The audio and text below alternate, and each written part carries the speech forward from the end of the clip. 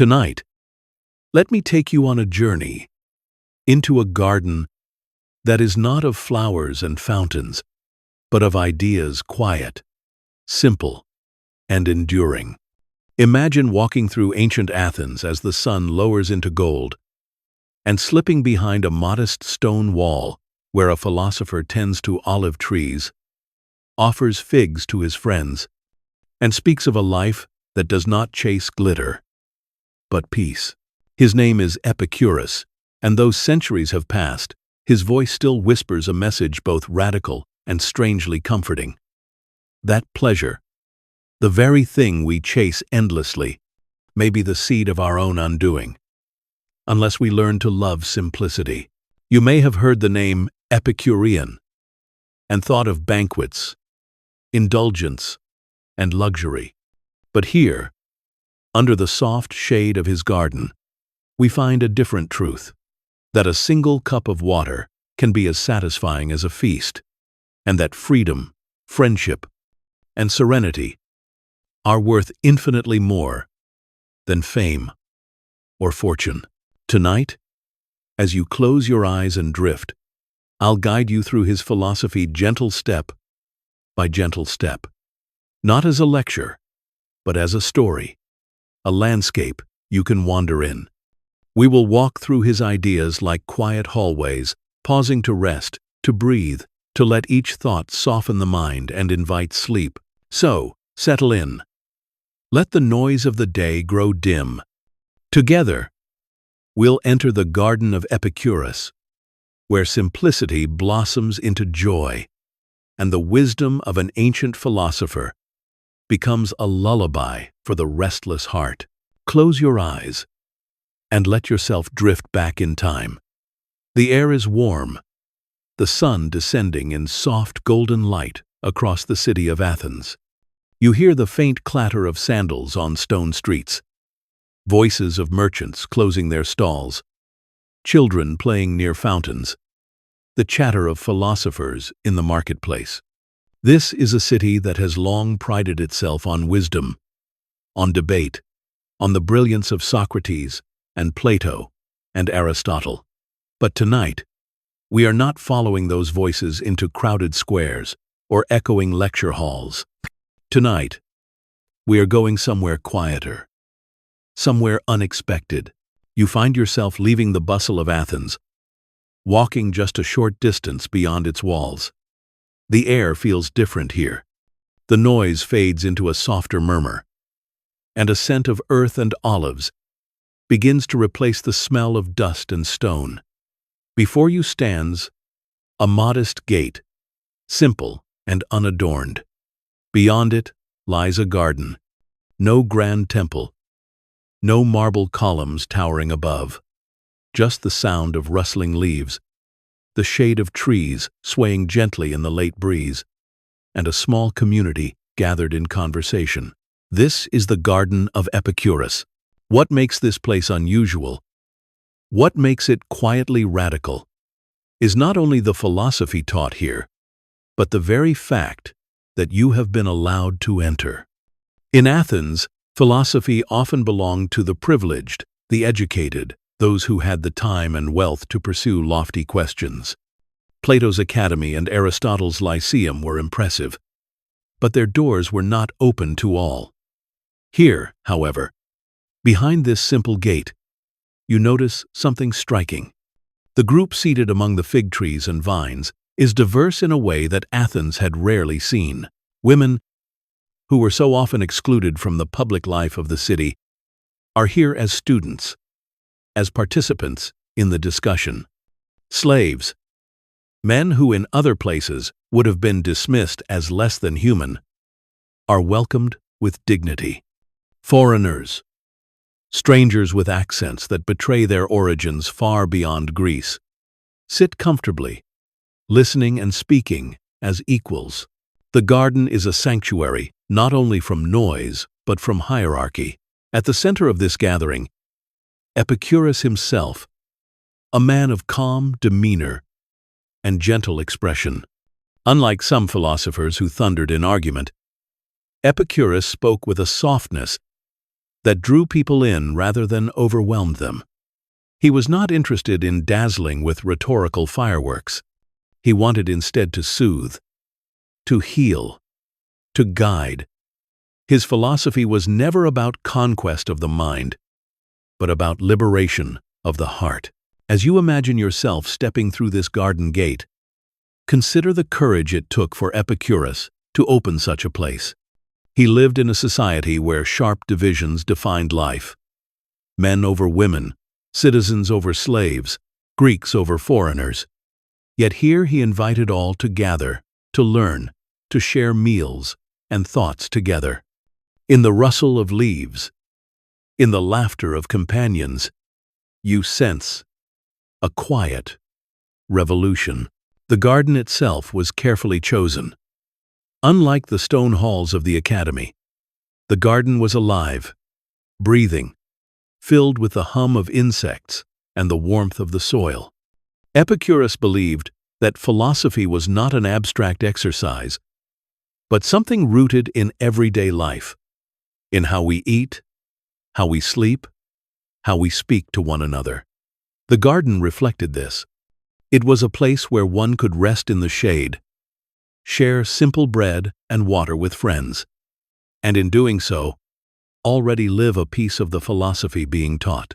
The evenings here would have been tender and calm. Imagine voices in dialogue, not competing, but weaving together.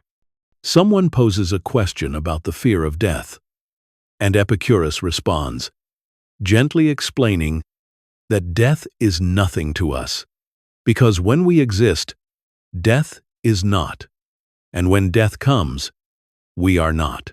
A slave, hesitant at first, asks whether the gods punish the wicked, and Epicurus reassures them. The gods, if they exist, live in perfect bliss and concern themselves with nothing of human affairs. Women speak freely of their own lives, and instead of being silenced, they are heard with respect. This inclusivity, this sense of belonging, was itself therapeutic. To step through the garden gate was to leave behind, for a time, the harsh divisions of the outside world.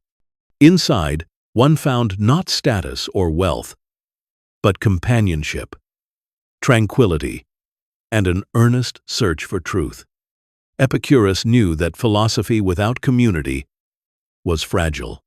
Ideas are best lived, not merely spoken. Think now of the stillness of the evening air. The garden seems to glow faintly under the setting.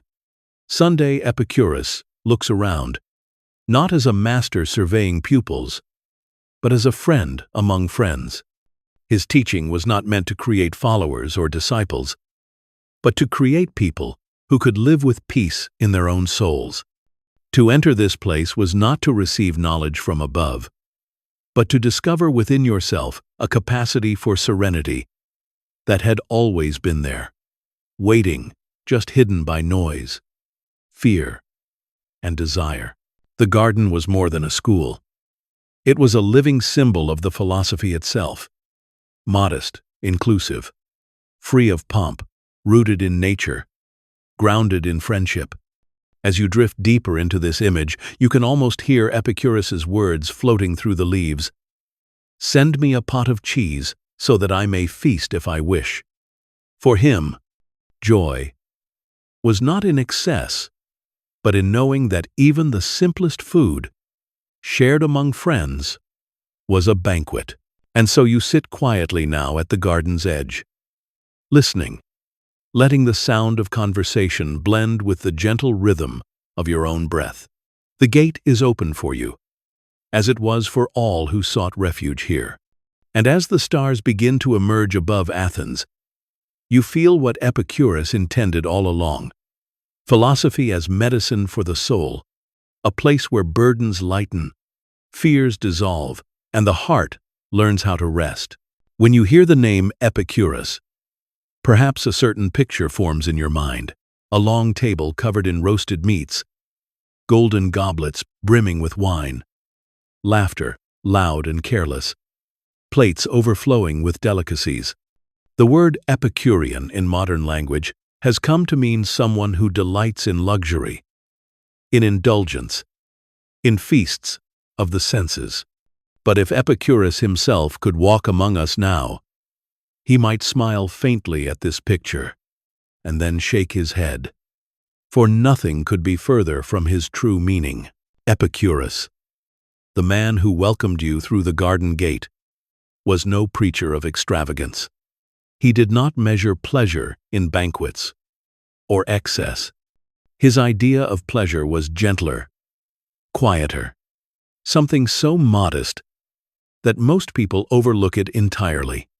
To him, the greatest pleasures were not in consuming more, but in needing less. He taught that a piece of bread, if eaten with hunger and gratitude, could bring more satisfaction than all the treasures of a king. This misunderstanding began even in his own lifetime. Rivals accused him of hedonism, of encouraging people to live only for bodily delights. But Epicurus's teaching, if listened to closely, says the opposite. He did not deny that pleasure was the goal of life. He embraced it, but redefined it. Pleasure was not about endless stimulation, but about freedom from pain, from fear, from turmoil of the mind. To be free of disturbance, that was the truest, deepest pleasure. Imagine again the garden, quiet and green. Epicurus sits with a small bowl of olives, perhaps a cup of fresh water. His contentment is complete, not because of what he has, but because of what he does not crave. He has no desire for gold, no hunger for political power, no thirst for fame. These, he explained, are empty desires. They can never be satisfied, because once attained, they only give rise to more longing. One who seeks wealth will always seek more. One who craves status will always feel another higher rung above them. Such desires are traps, endless and exhausting. Epicurus sought to free people from these chains. He divided desires into three kinds: natural and necessary, like food and shelter; natural but unnecessary, like luxurious foods and fine clothing; and empty or vain desires, like fame, fortune, or immortality. To pursue the first is wise. To accept the second on occasion is harmless. But to chase the third is to invite misery. And so, when people think Epicurus urged a life of indulgence, they miss the heart of his wisdom. He was not asking us to gorge ourselves, but to notice how little we truly need to feel joy. To sip cool water on a hot day, to share bread with a friend, to feel safe, to feel free from fear. These are not luxuries. They are simple, accessible, and when recognized as sufficient, they become more delightful than any banquet. Think now of your own life, of moments where you sought pleasure in something elaborate. Perhaps you bought something you longed for, only to find the joy faded quickly. Or perhaps you chased an ambition, believing it would finally make you whole, only to discover another ambition rising immediately in its place. Epicurus understood this endless chase. He knew that indulgence can never truly satisfy, because indulgence feeds craving rather than contentment. His message was not to deny pleasure, but to clarify it. True pleasure is found in peace of mind. In Greek, he called it ataraxia, tranquility, the still water of the soul. When fears about death, about gods, about the opinions of others fall silent, what remains is a calm joy that needs no ornament. And to reach that state, one must learn simplicity. Epicurus lived this truth. His meals were plain, his home modest, his life free of public ambition. When friends sent him gifts of food, he thanked them warmly, but reminded them that even with bread and water, he was content.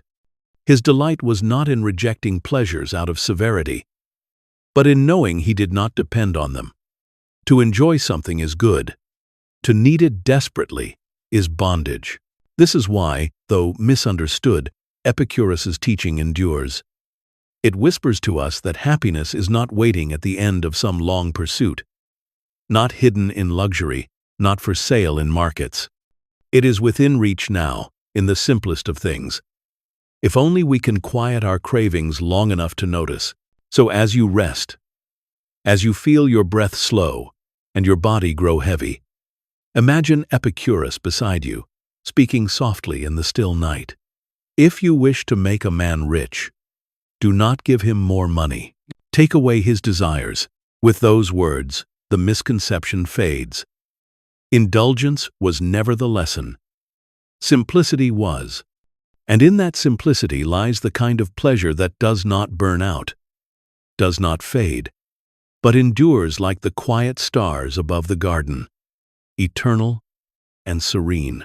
When Epicurus looked at human life, he did not see chaos without pattern. He saw, instead, that much of our restlessness came from not understanding the nature of our own desires.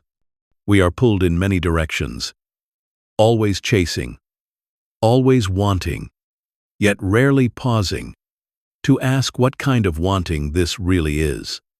Epicurus believed that not all desires are equal. Some are like clear springs that nourish the soul, while others are like mirages that lure us deeper into the desert, leaving us thirstier than before. To help his followers, he offered a simple but profound framework, dividing desires into three categories. There are the desires that are natural and necessary. There are those that are natural but unnecessary. And there are those that are neither natural nor necessary, which he called vain or empty. By learning to distinguish among these three, a person could begin to live with wisdom, with peace, and with a kind of freedom that indulgence could never provide. The natural and necessary desires are those tied directly to life itself: food, water, shelter, warmth, companionship. Without these, human beings cannot survive, nor can they live well. These desires are modest in their demands. Bread, when one is hungry, is enough. A roof, to keep the rain away. A cloak, to protect from the cold. These do not require extravagance. Epicurus explained that these desires, being natural and necessary, are also the easiest to satisfy.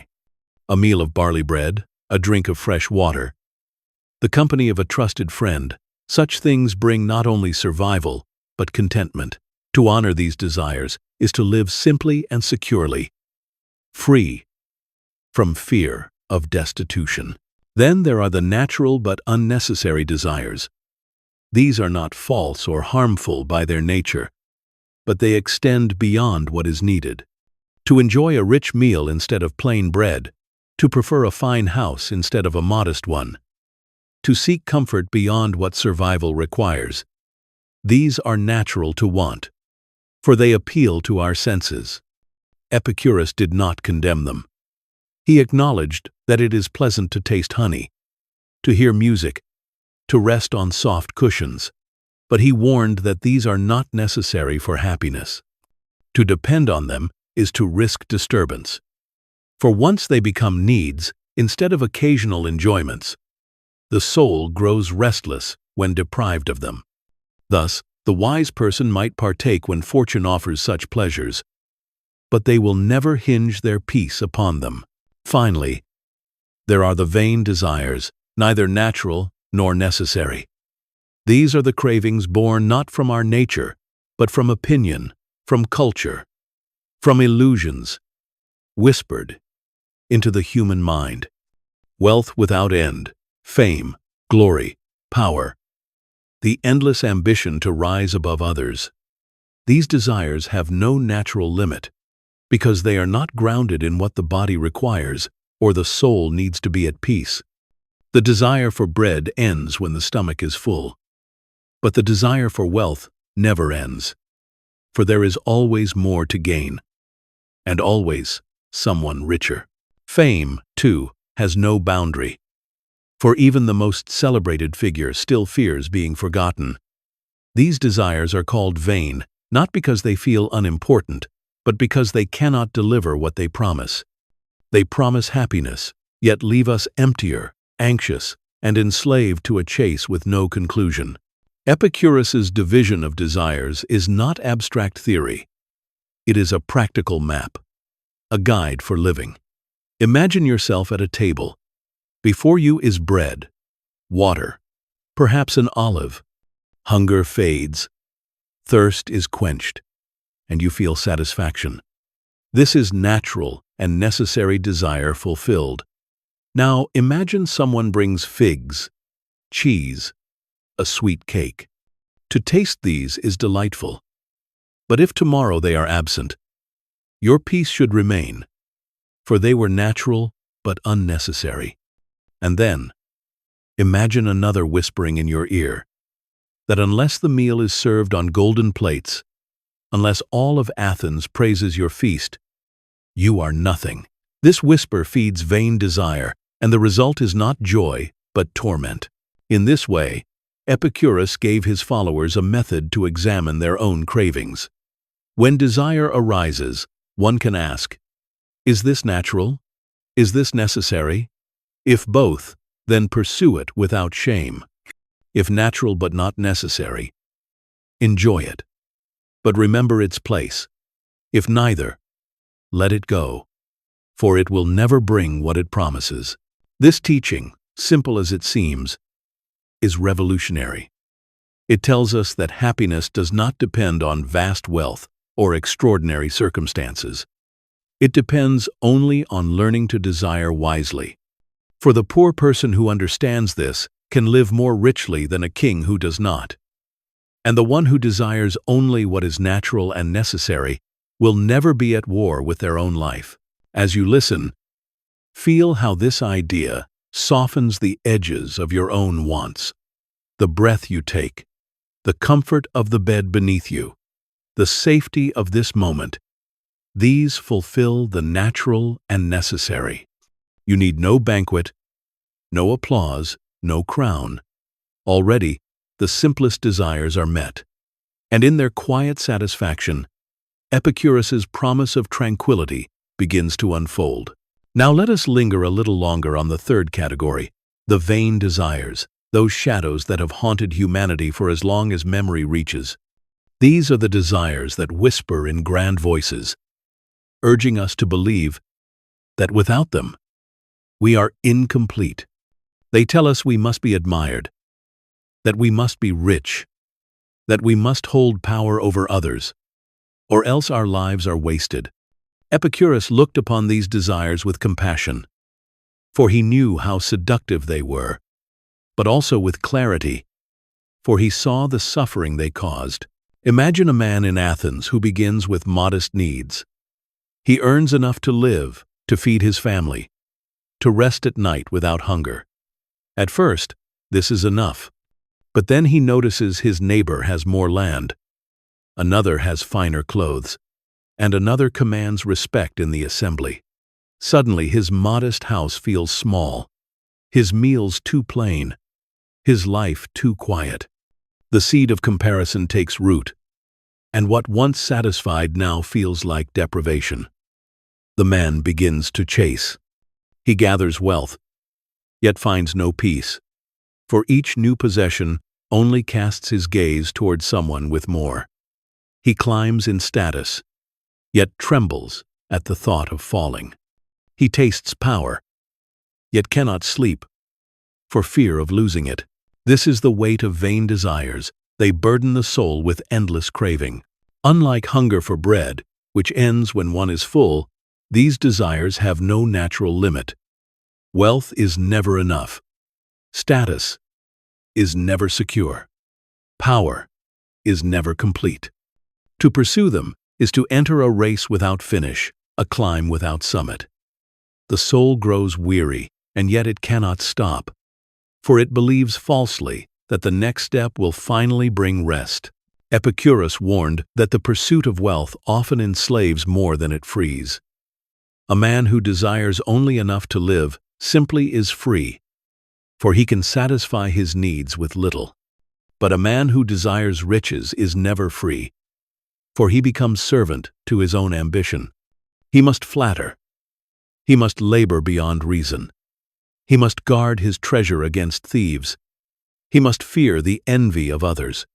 Wealth multiplies not only possessions, but anxieties. Status, too, carries its chains. To be honored is pleasant, Epicurus admitted, but to depend on honor is to place one's happiness in the hands of others, hands that are fickle, hands that may applaud one day and condemn the next. The one who desires only inner tranquility cannot be shaken by the crowd's opinion, but the one who craves reputation becomes its prisoner, forever bending to gain approval, forever restless, lest it be withdrawn. And power, the most intoxicating of all, promises greatness, but delivers torment. To rule others, one must constantly watch for rebellion. To climb high in politics, one must always fear the rival below. Epicurus, observing the struggles of Athens and the wars of kings, saw clearly that those who grasp for power often suffer more than those who live hidden and content. Power multiplies enemies, multiplies fear, multiplies the risk of violent loss. It does not create peace, only vigilance without end.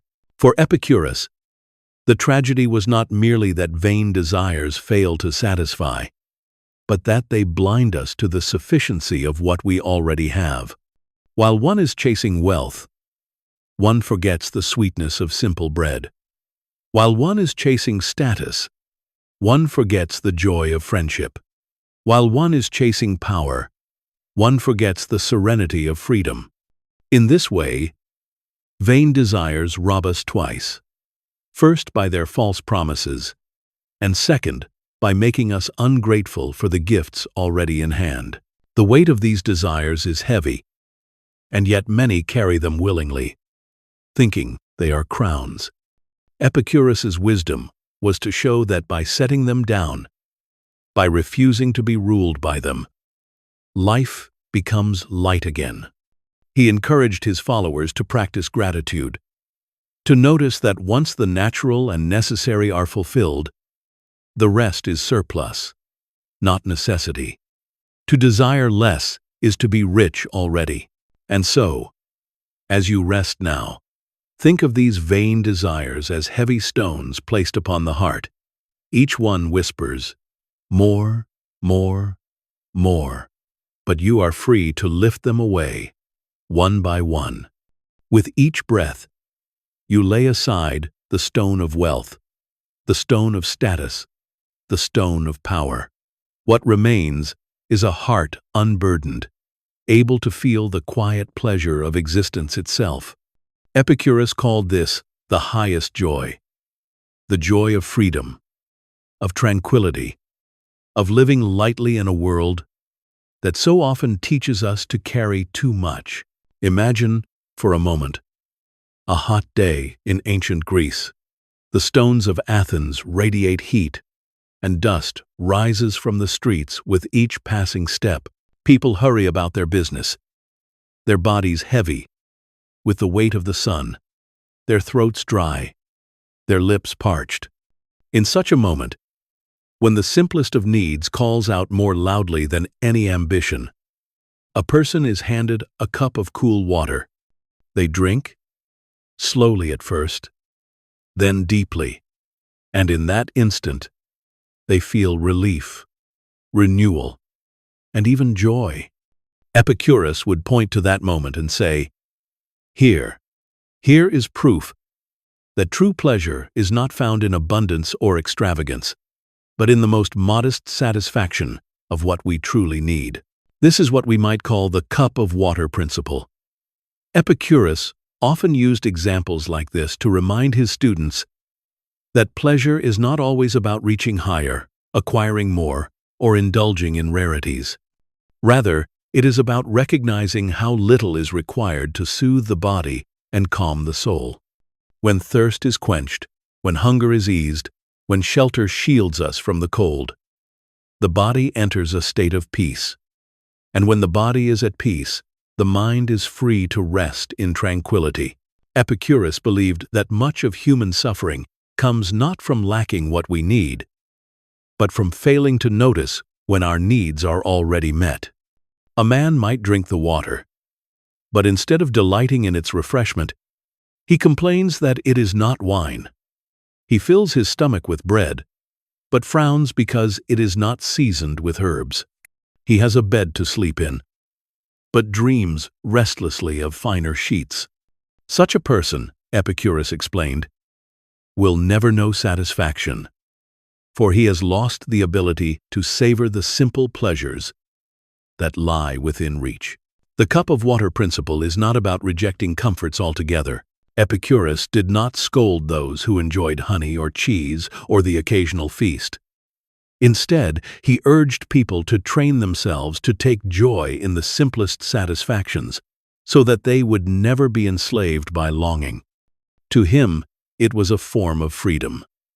If you can find as much delight in a cup of water as in a banquet, then no fortune, no circumstance, no deprivation can rob you of peace.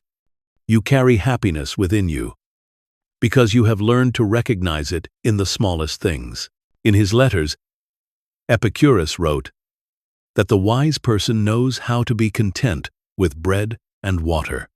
He even joked with his friends, asking them to send a little cheese now and then, so that when he desired a feast, he could make one.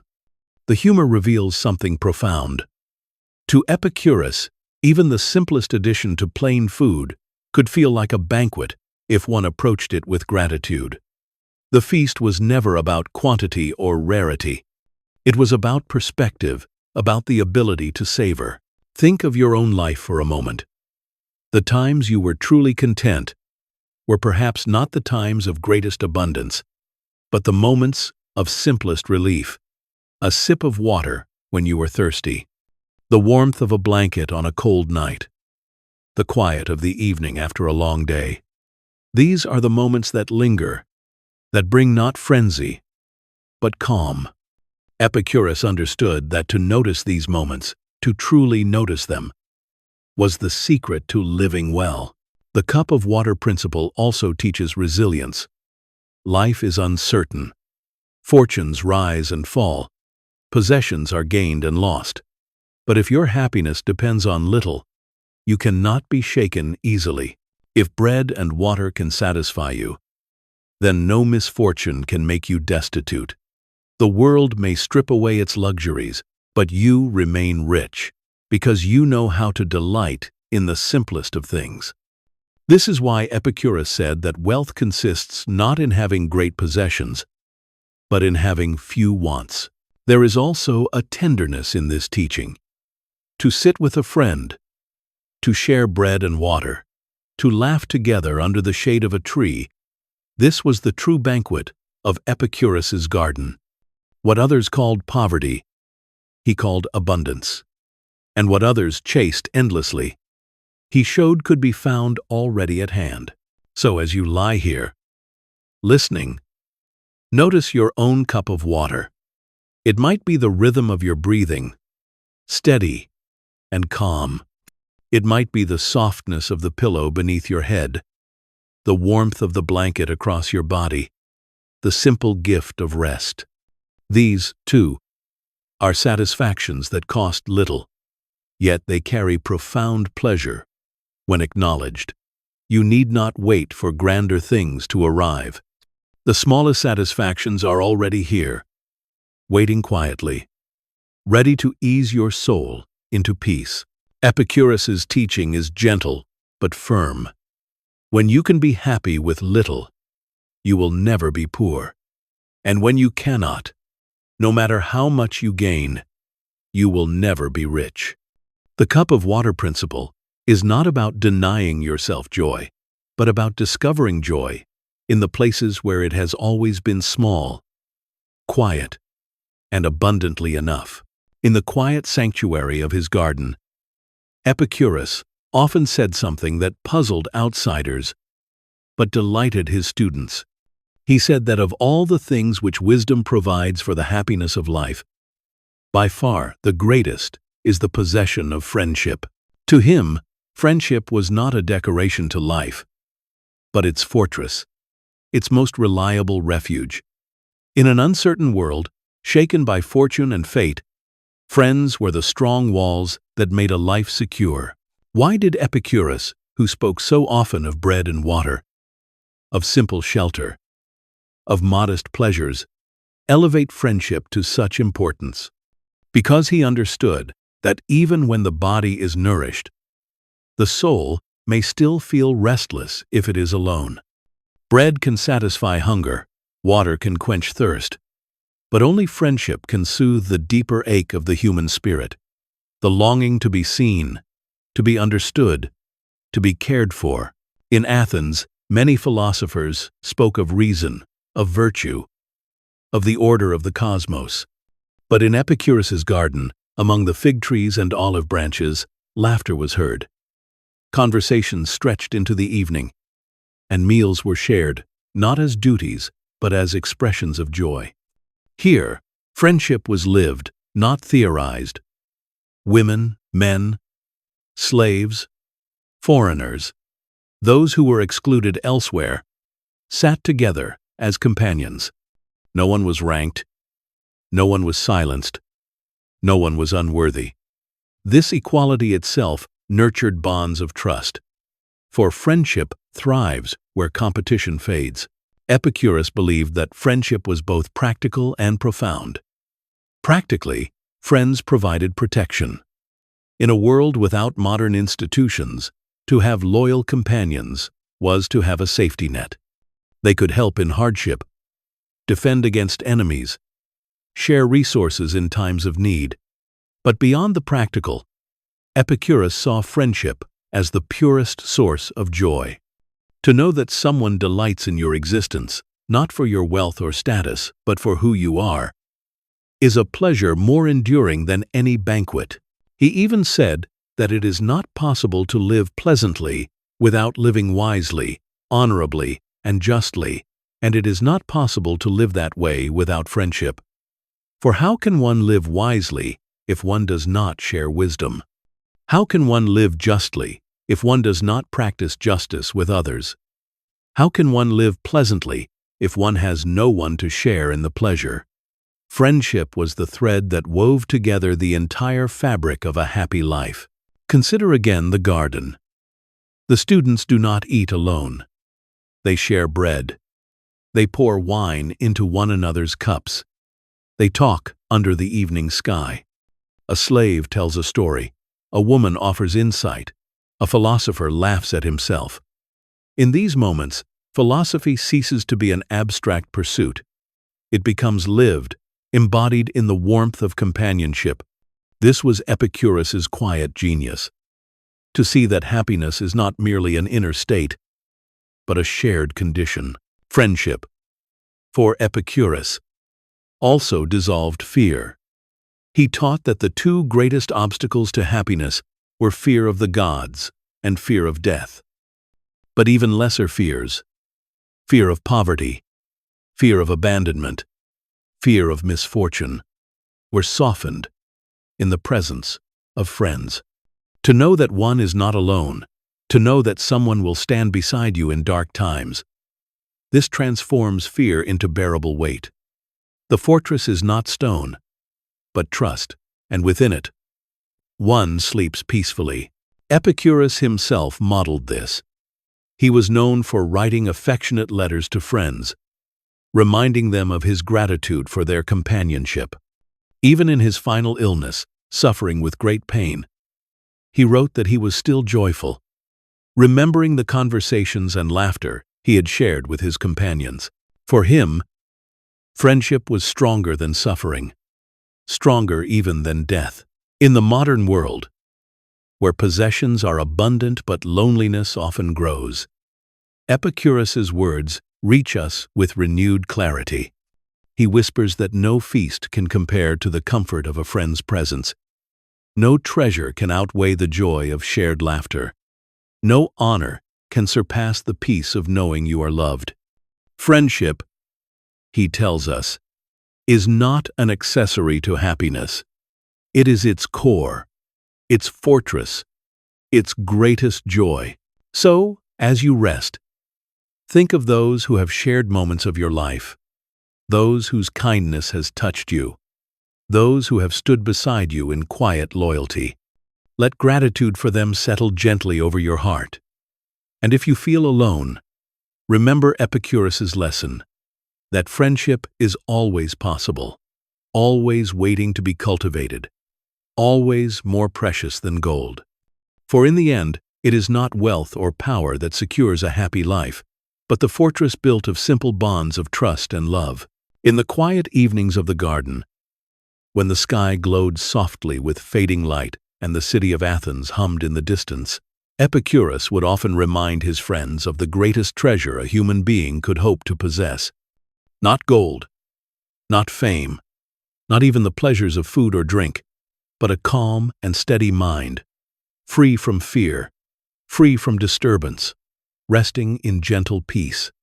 He called this state ataraxia, a word that means tranquility, unshaken serenity, a mind that is not battered by storms of anxiety. For Epicurus, this was not a luxury, it was the very essence of happiness.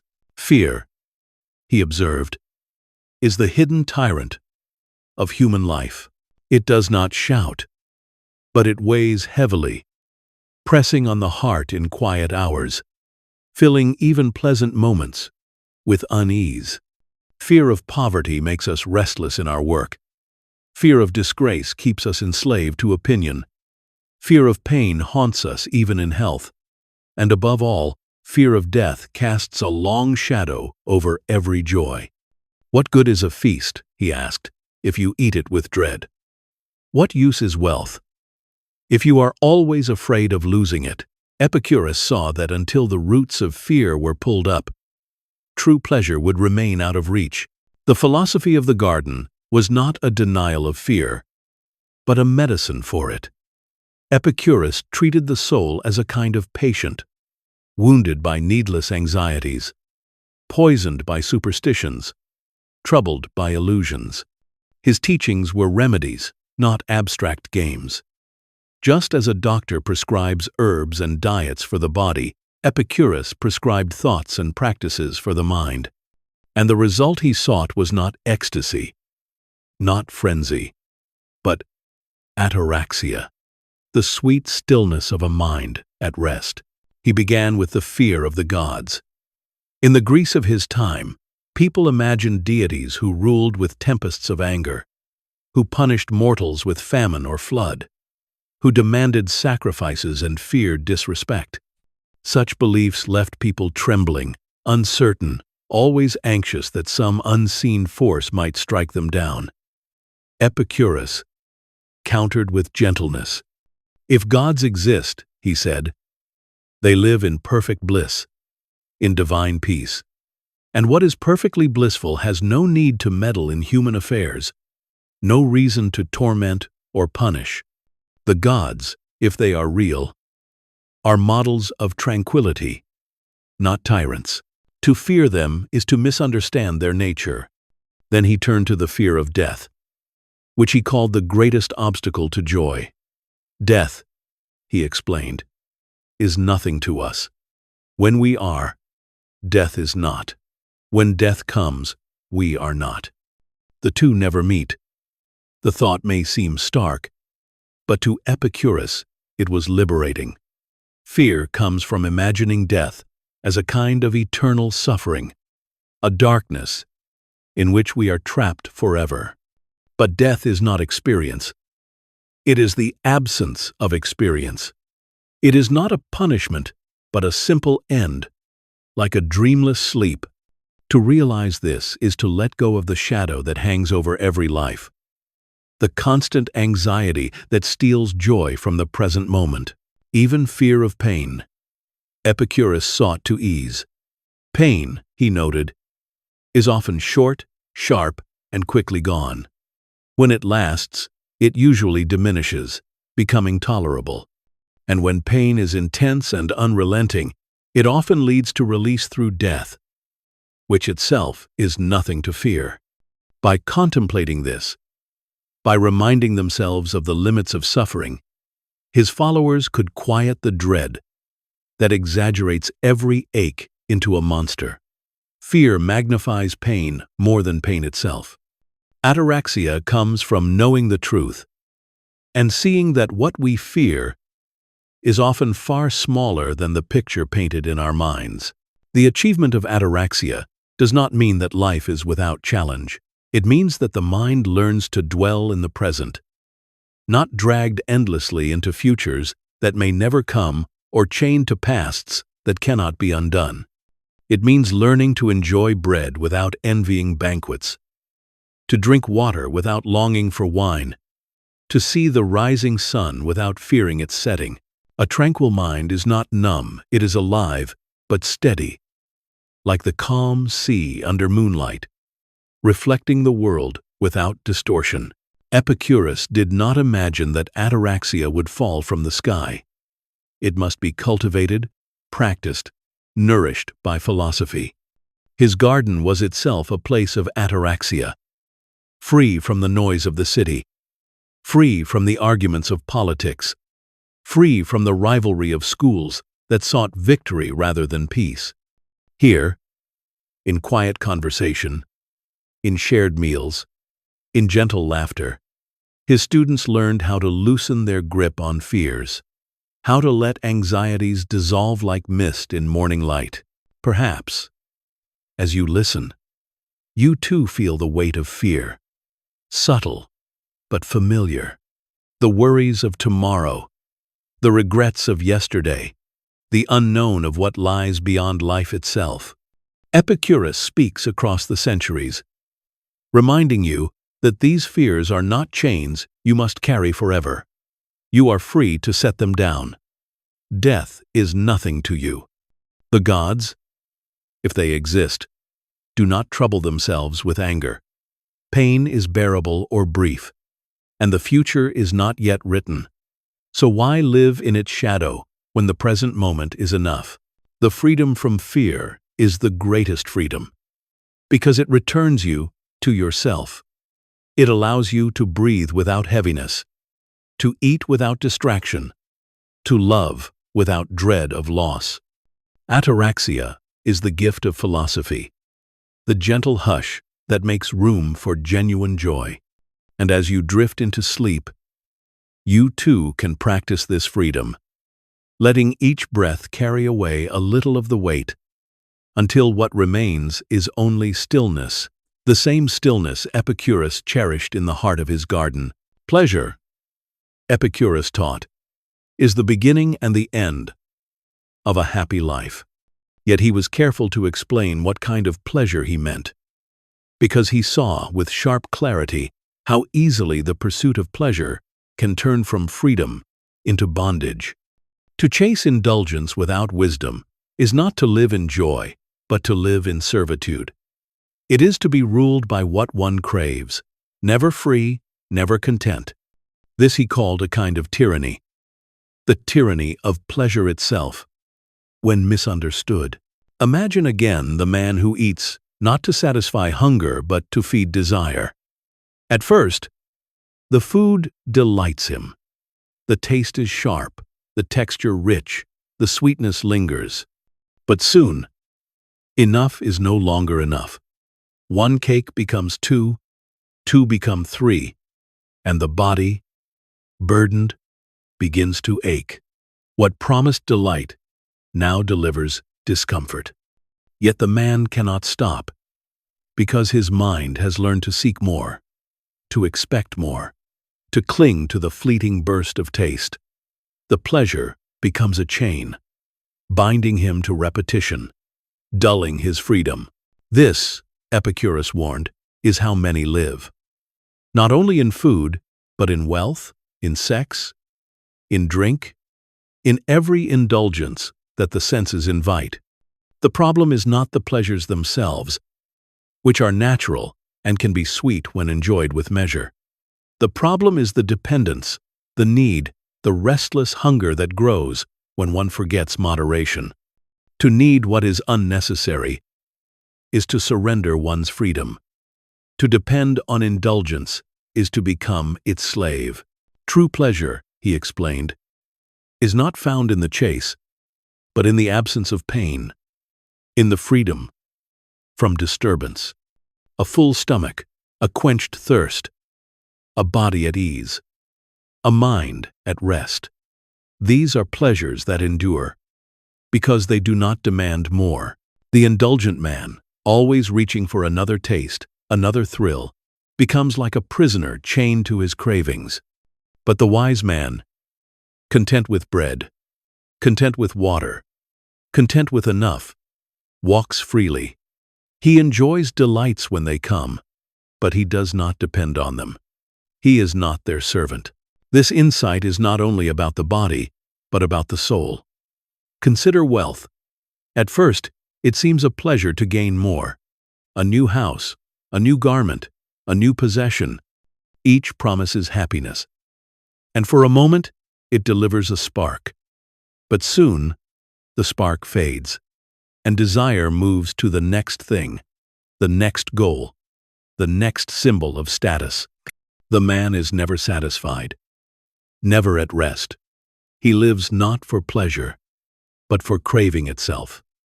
His soul is tyrannized by the endless more. Consider also reputation. To be admired, to be praised, to be celebrated, these feel like pleasures, but they are fragile. The crowd may cheer today and jeer tomorrow. To depend on admiration is to live in chains, always bending to please others, always fearing disapproval. What was once a pleasure becomes a prison, for it rules the soul with anxiety. Even love, when sought as indulgence rather than companionship, can enslave. To treat another not as a friend, but as a source of endless stimulation, is to fall into restlessness. The thrill fades, the craving grows, and what might have been joy turns into torment. Epicurus urged his followers to see this clearly. He was not against pleasure, he honored it. But he showed that to treat pleasure as endless indulgence is to live under its tyranny. True freedom comes when one knows that joy is found in simplicity, that a modest meal can bring as much happiness as a feast, that a quiet evening can be more satisfying than a riot of sensation. The wise man uses pleasure, but does not let pleasure use him.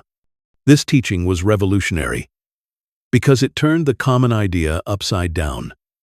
Most people imagined happiness as abundance, as excess, as indulgence without limit. But Epicurus showed that this path leads not to joy, but to misery. The happiest life is the one that requires the least, not the most.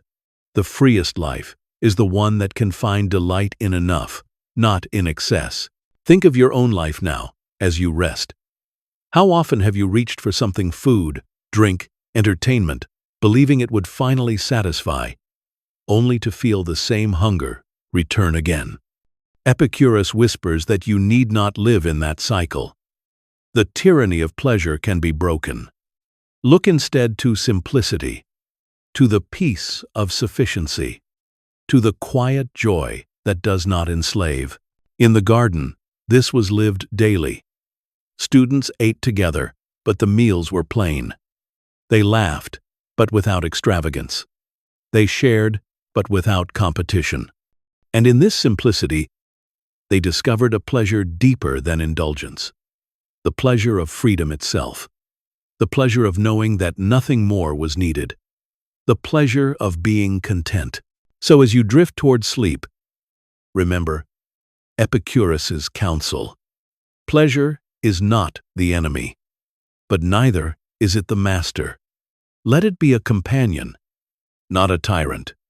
Let each breath, each moment of rest, each simple satisfaction be enough, for in that sufficiency lies the truest freedom, the sweetest joy, and the quiet happiness that endures.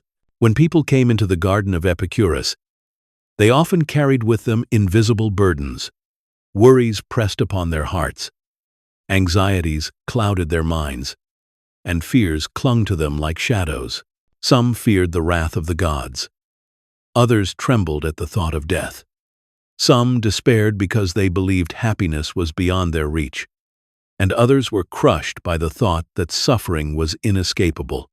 Epicurus looked upon them not as a general rallying an army, nor as a judge handing down commands, but as a doctor seeing patients in need of medicine. And so he offered a treatment, a cure, for the ailments of the soul. He called it the tetrapharmacon, the fourfold remedy. The word comes from the language of medicine, where it described a mixture of 4 ingredients thought to heal the body. Epicurus borrowed it to describe the mixture that heals the spirit. His recipe was simple, but in its simplicity lay great power. First, do not fear the gods. Second, do not fear death. Third, what is good is easy to obtain. And fourth, what is terrible is easy to endure. These 4 insights, when remembered and lived, would dissolve the anxieties that torment the human heart and replace them with tranquility. The first medicine was for superstition. In Greece, temples stood tall, priests performed rituals, and people spoke endlessly of the whims of gods and goddesses. Many lived in dread, convinced that their fortunes rose and fell at the mercy of divine moods. But Epicurus said gently, if the gods exist, they are not tyrants. They live in bliss, untouched by anger, unbothered by vengeance. Why would beings who are perfect and complete concern themselves with punishing or rewarding mortals? To fear them is to misunderstand their very nature. The gods, if they exist, are models of serenity, not sources of terror.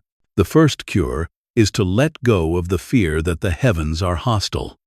The second medicine was for mortality. Death, Epicurus observed, is the greatest fear of humankind, the shadow behind every joy. But it, too, can be cured. Death is nothing to us, he said, because when we are here, death is not, and when death is here, we are not. Life and death never meet. To live in dread of death is to ruin the time we do have. To accept it as the natural end of life is to free ourselves to live fully in the present. Death is not a punishment, not a torment, but the absence of sensation, like falling into a deep, dreamless sleep. It is simply nothingness. When we see this clearly, the fear that gnaws at us begins to fade. The third medicine was for despair. Many people believe that happiness is difficult, perhaps even impossible, to achieve. They think it requires wealth, luxury, rare delights. But Epicurus countered this with humility. What is good is easy to obtain. The body does not ask for feasts every day.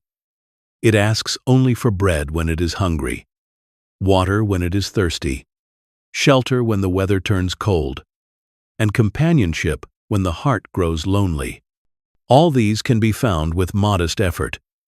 If we learn to desire wisely, we will see that happiness is not locked away behind riches or status.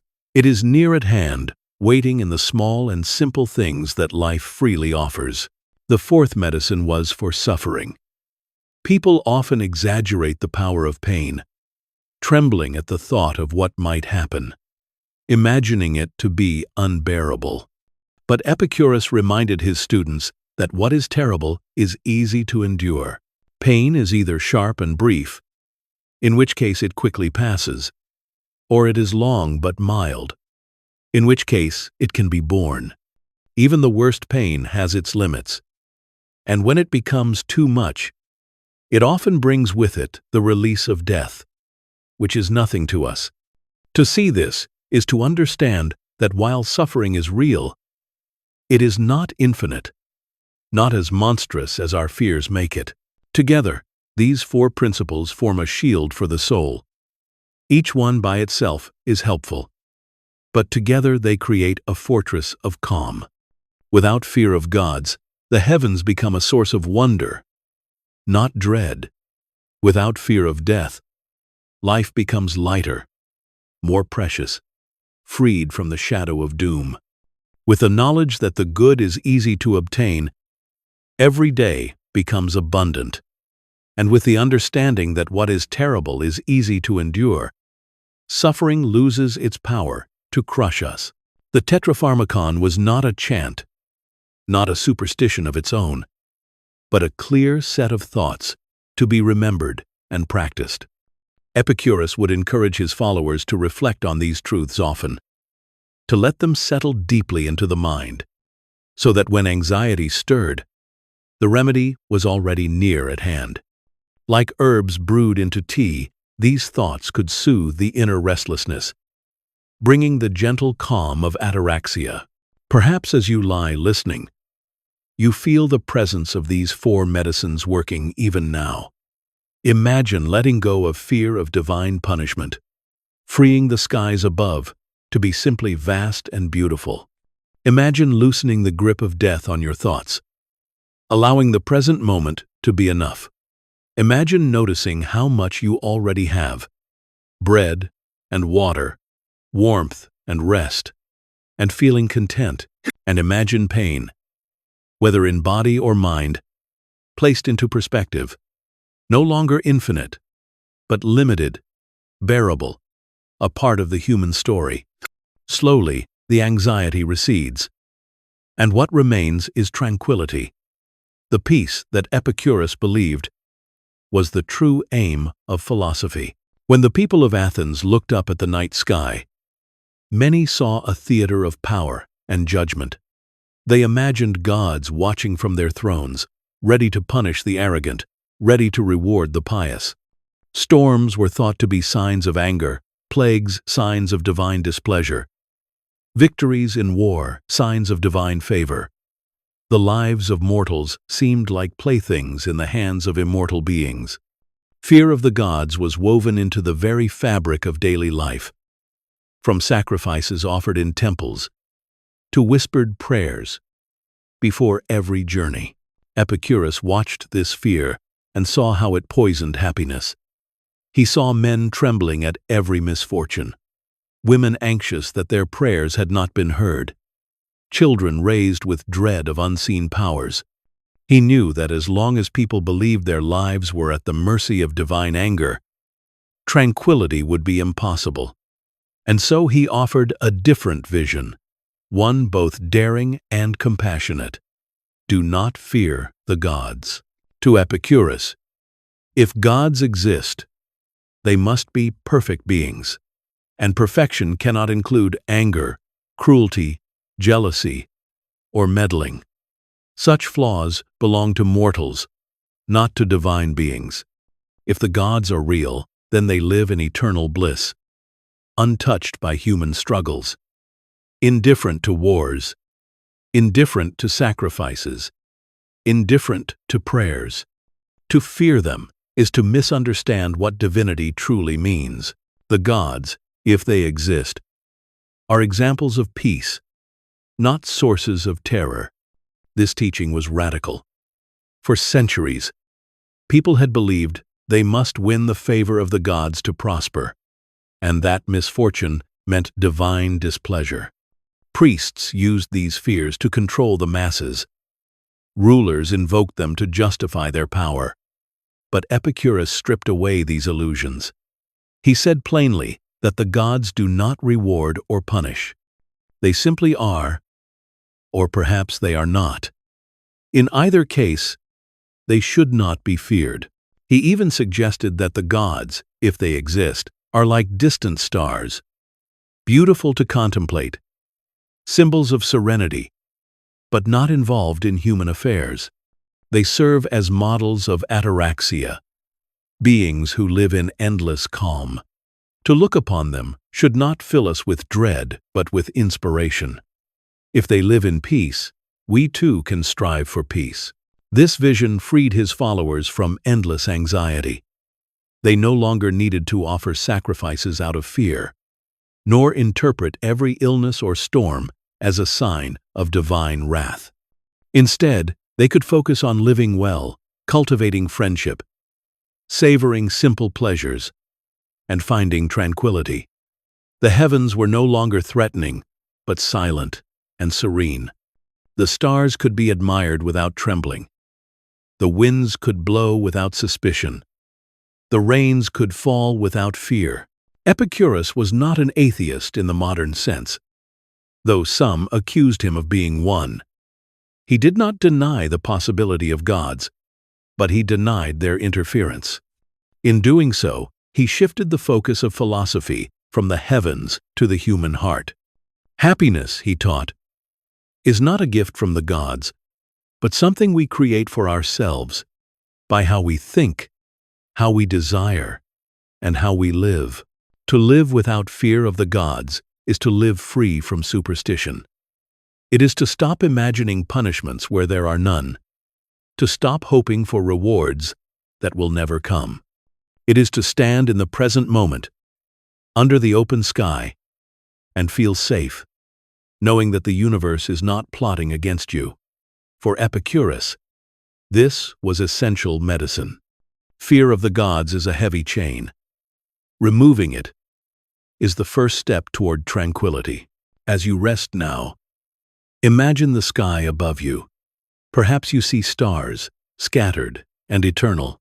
Once, people trembled at their light, believing they were eyes of judgment. But you know, as Epicurus knew, that they are not angry eyes, nor are they promises of favor. They are simply there, vast and serene, indifferent and beautiful. Let this thought bring calm. No divine hand is raised against you. No divine anger stirs the winds. The gods, if they exist, live in peace, and in that peace they leave you free, so you can rest without dread, without superstition, without fear. The heavens are silent, and in that silence, you too can find tranquility. Epicurus's voice echoes softly, "Do not fear the gods. Let the stars shine quietly above you, and let your heart be still." Of all the fears that trouble human beings, Epicurus believed none was greater or more destructive than the fear of death. It lurks in the background of every life, whispering in moments of quiet, shaping choices, and stealing joy from the present. People build monuments, chase fame, seek wealth, or cling to rituals, all in an attempt to shield themselves from the looming certainty of their end. To Epicurus, this was a great tragedy, for death, when understood clearly, is nothing to us. To live in terror of it is to misunderstand its nature. Epicurus explained it with disarming simplicity. While we are alive, death is not present. We experience the world. We breathe, we think, we feel, we love, and in that presence, death has no hold. When death arrives, we are no longer there to experience it. We dissolve into nothingness, and in that nothingness there is no pain, no regret, no awareness at all. Life and death never coexist. One is always absent when the other is present. Therefore, death can never truly touch us. To many, this idea felt strange at first, almost too simple. But Epicurus urged his friends to reflect deeply. What we fear is not death itself, but the thought of death. We imagine ourselves watching our own end, trapped in a dark void, suffering endlessly. Yet that is an illusion. There is no self left to suffer, no consciousness to endure. Death is not an eternal prison. It is the absence of sensation. To fear it is like fearing the time before we were born. Do we suffer for the billions of years we did not exist before our birth? Of course not. Then why should we suffer for the infinite time after we are gone? This realization is not meant to be bleak. On the contrary, it is liberating. If death is nothing to us, then we need not live under its shadow. We are free to enjoy the days we have, free to savor bread and water, friendship and laughter, without the constant anxiety of impending loss. Life becomes lighter, more vivid, more precious. Each moment shines brighter when freed from the burden of fear. Epicurus himself modeled this freedom. In the final days of his life, suffering from illness, he wrote to a friend that though his body was in great pain, his mind was full of joy, remembering the conversations and companionship he had enjoyed. Death did not terrify him. He had already made peace with it long before, and so he was able to live fully, even at the threshold of his end. This teaching also reshapes how we view suffering and injustice. Much of human cruelty is driven by fear of death. Men wage wars, seeking to be remembered. Rulers build empires, desperate for immortality in stone. Priests invent elaborate rituals, promising escape from death's grasp. But Epicurus showed that the grasp does not exist. There is nothing to escape. By removing the fear, he removed the chains that drive people into frenzy, violence, and despair. Consider how this thought feels in your own heart. Perhaps you, too, have felt the heaviness of contemplating death, the tightness in your chest, the sadness that creeps into your days. Epicurus offers a balm. He whispers that the end will not hurt you, because you will not be there to feel it. Your life is yours while you live, and when it ends, you simply dissolve into the same peaceful nothingness that held you before you were born. There is no terror in that nothingness, no pain, no punishment, only quiet. And so, you are free. Free to love without fear of loss. For even if love ends, it was real while it lasted. Free to enjoy small pleasures, for they are not diminished by their impermanence. Free to live with simplicity, because what matters is not how long or how grand your life is, but how peacefully you walk through it. Death, seen clearly, is no enemy. It is the silent companion that makes life precious, but does not disturb it while it lasts. As you listen, allow this truth to sink deeply. Feel the release of anxiety as you breathe. Death is nothing to you. It cannot harm you. The only harm is in fearing it. Set down that fear and feel how light your life becomes. Each breath is a gift, each moment sufficient, and when the end comes, you will not be there to mourn it. You will have already lived, already tasted joy. Death is nothing to us, and in that knowledge, tranquility blossoms. Epicurus often reminded his students that happiness is not far away, hidden behind mountains of wealth, or locked within palaces of kings. It is close, simple, and easy to reach. What is good, he said, is easy to obtain. This phrase was like a lantern in the dark for those who had been taught that joy requires riches, luxury, and endless labor. To hear that happiness is already within reach was to breathe easier, to feel the weight of striving lift from their shoulders. What did he mean by what is good? Not grand pleasures, not luxuries, but the simple essentials of life. Bread to ease hunger, water to quench thirst, shelter to protect from the elements, friendship to soothe the soul.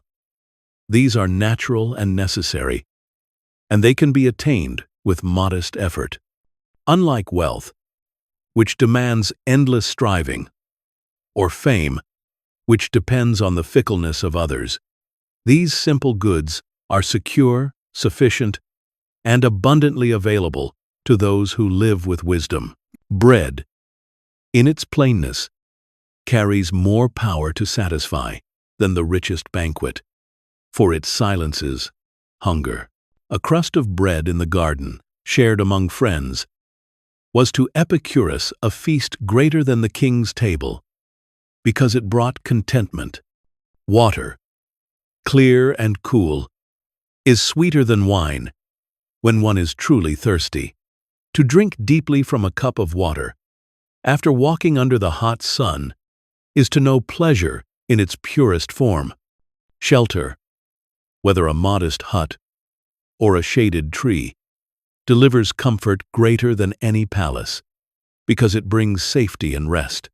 These are the foundations of happiness, and they are easy to obtain.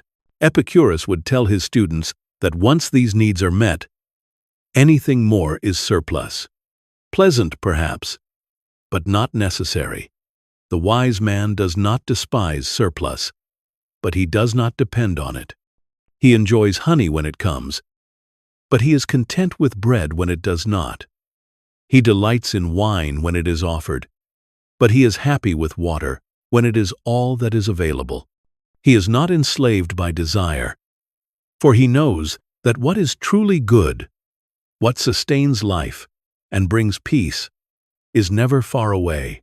This insight was revolutionary, because it turned the ambitions of society upside down. Men spent their lives toiling for wealth, fighting for status, building empires, believing these things were the keys to happiness.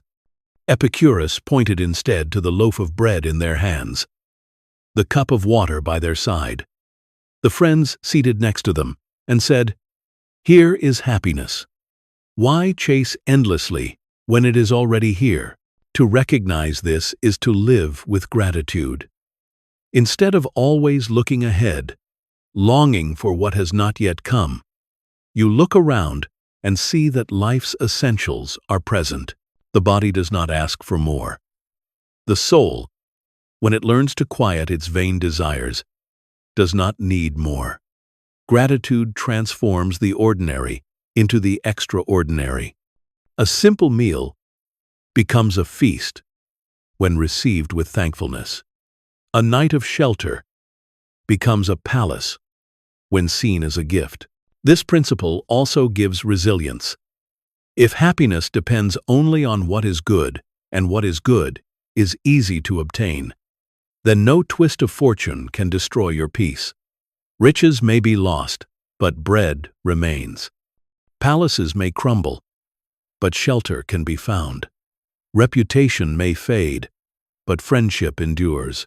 The wise man cannot be made poor, for his wealth lies in his ability to be content with little. As you rest now, think of your own life, the bed beneath you, the air you breathe, the beating of your heart.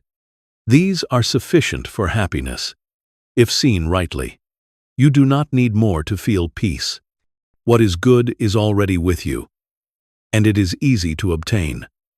Bread, water, shelter, companionship. These are enough. The rest is ornament. Epicurus did not reject ornament. He enjoyed figs, he welcomed cheese, he laughed with his friends, but he never depended on them.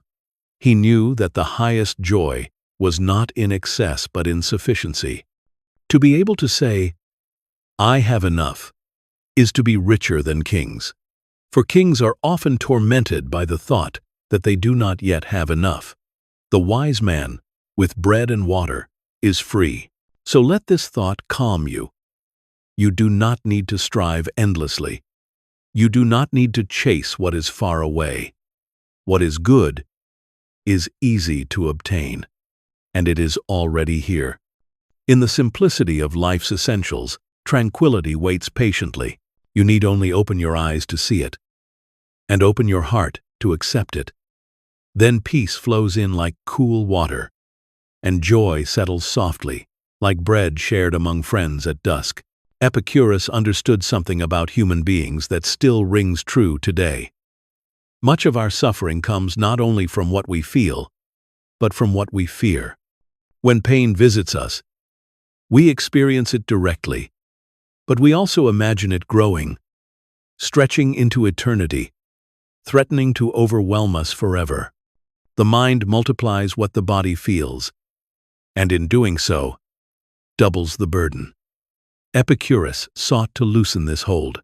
He offered his followers a way to understand pain that would take away its greatest weapon, the belief that it is infinite, unbearable, inescapable.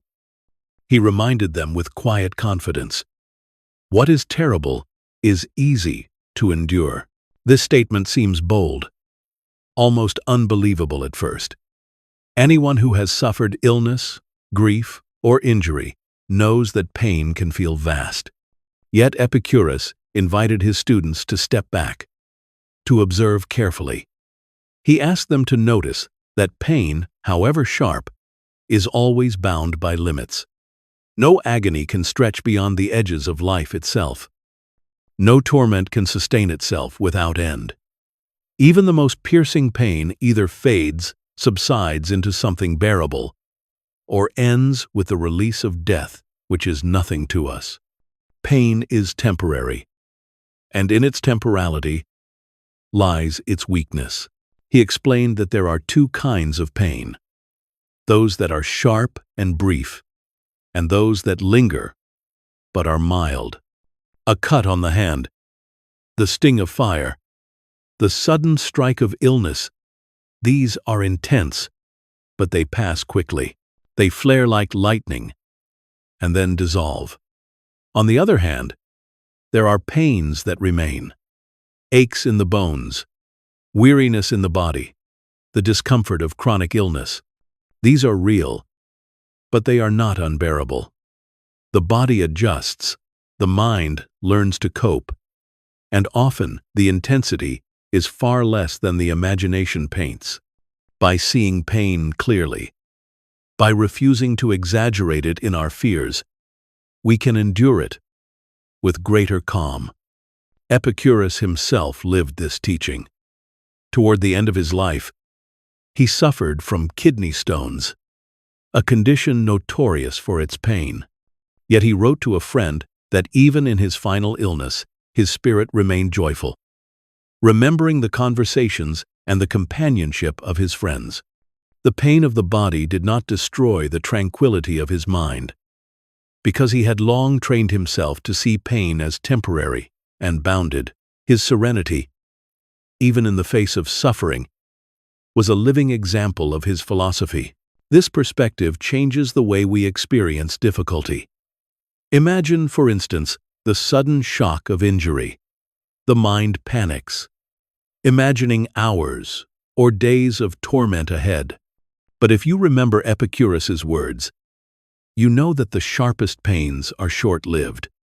They pass like storms. The fear is often worse than the pain itself. Now imagine the ache of an illness that stretches on. It is uncomfortable, but not insurmountable. Life adapts. Friends provide comfort. The body adjusts. Time teaches us that what felt impossible at the beginning can be carried quietly with patience. There is also a kind of dignity in recognizing the limits of pain.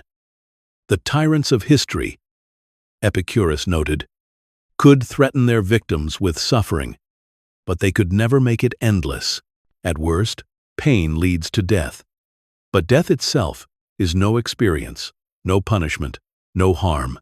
Thus, no tyrant can truly enslave the wise man, because he has made peace with the nature of pain and death. To understand this is to carry a secret strength within, a freedom that no external force can take away. Even in daily life, this teaching soothes.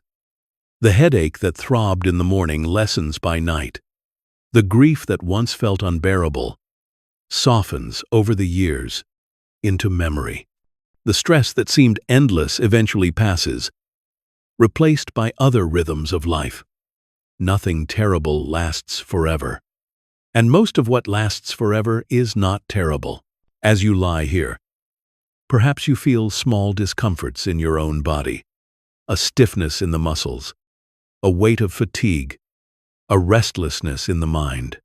Epicurus whispers across time that these too are temporary. These too will pass, or else they will settle into something bearable. You need not fight them with dread. You can breathe, you can endure, and in endurance you find peace. This does not mean that Epicurus dismissed pain. He did not tell people to ignore it, or to deny that it can be severe. Instead, he gave them a way to place it within the frame of life, to see its boundaries clearly.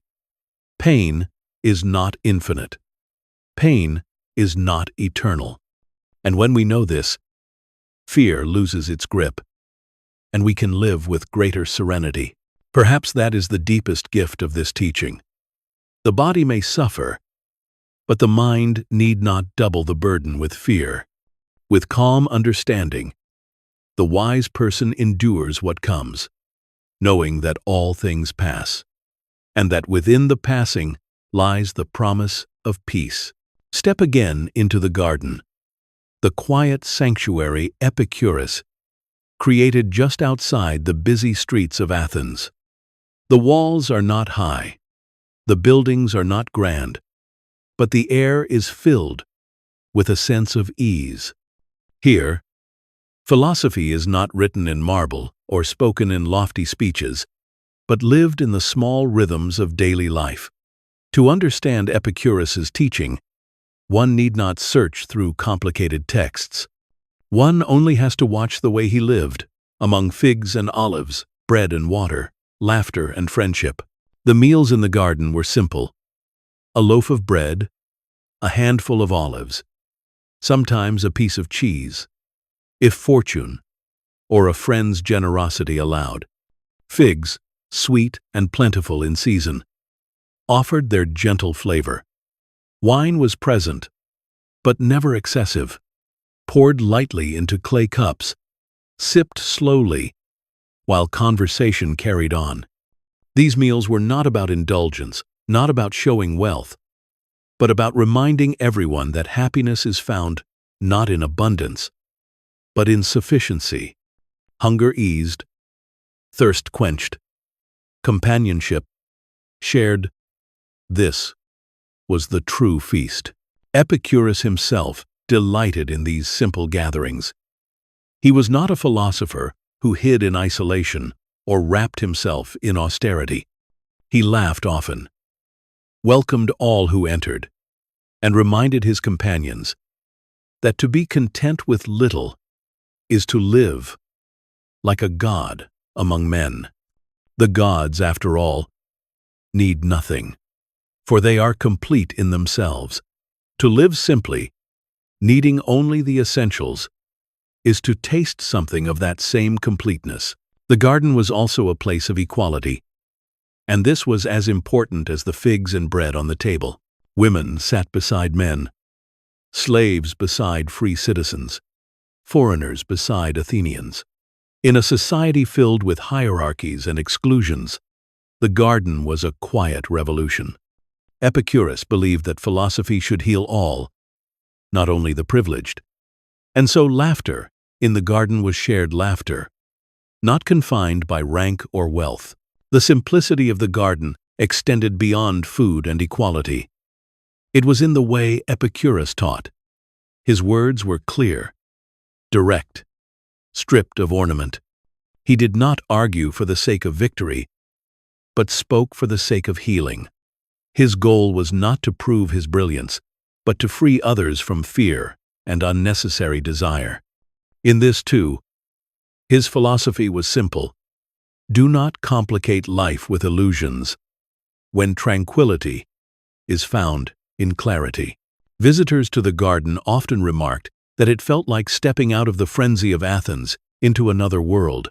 In the city, men argued in the assembly. Traders shouted in the markets. Priests demanded sacrifices in the temples. But in the garden, one heard the rustle of leaves, the murmur of conversation, the gentle laughter of companions. Here, philosophy was not about ruling states or commanding armies. It was about learning to live with peace, to enjoy figs and olives, to rest under the shade of trees. This simplicity was not poverty, but freedom. Epicurus was not against wealth, but he knew its dangers. A man who requires lavish feasts cannot be happy without them. But a man who can be satisfied with bread and water is happy wherever he goes.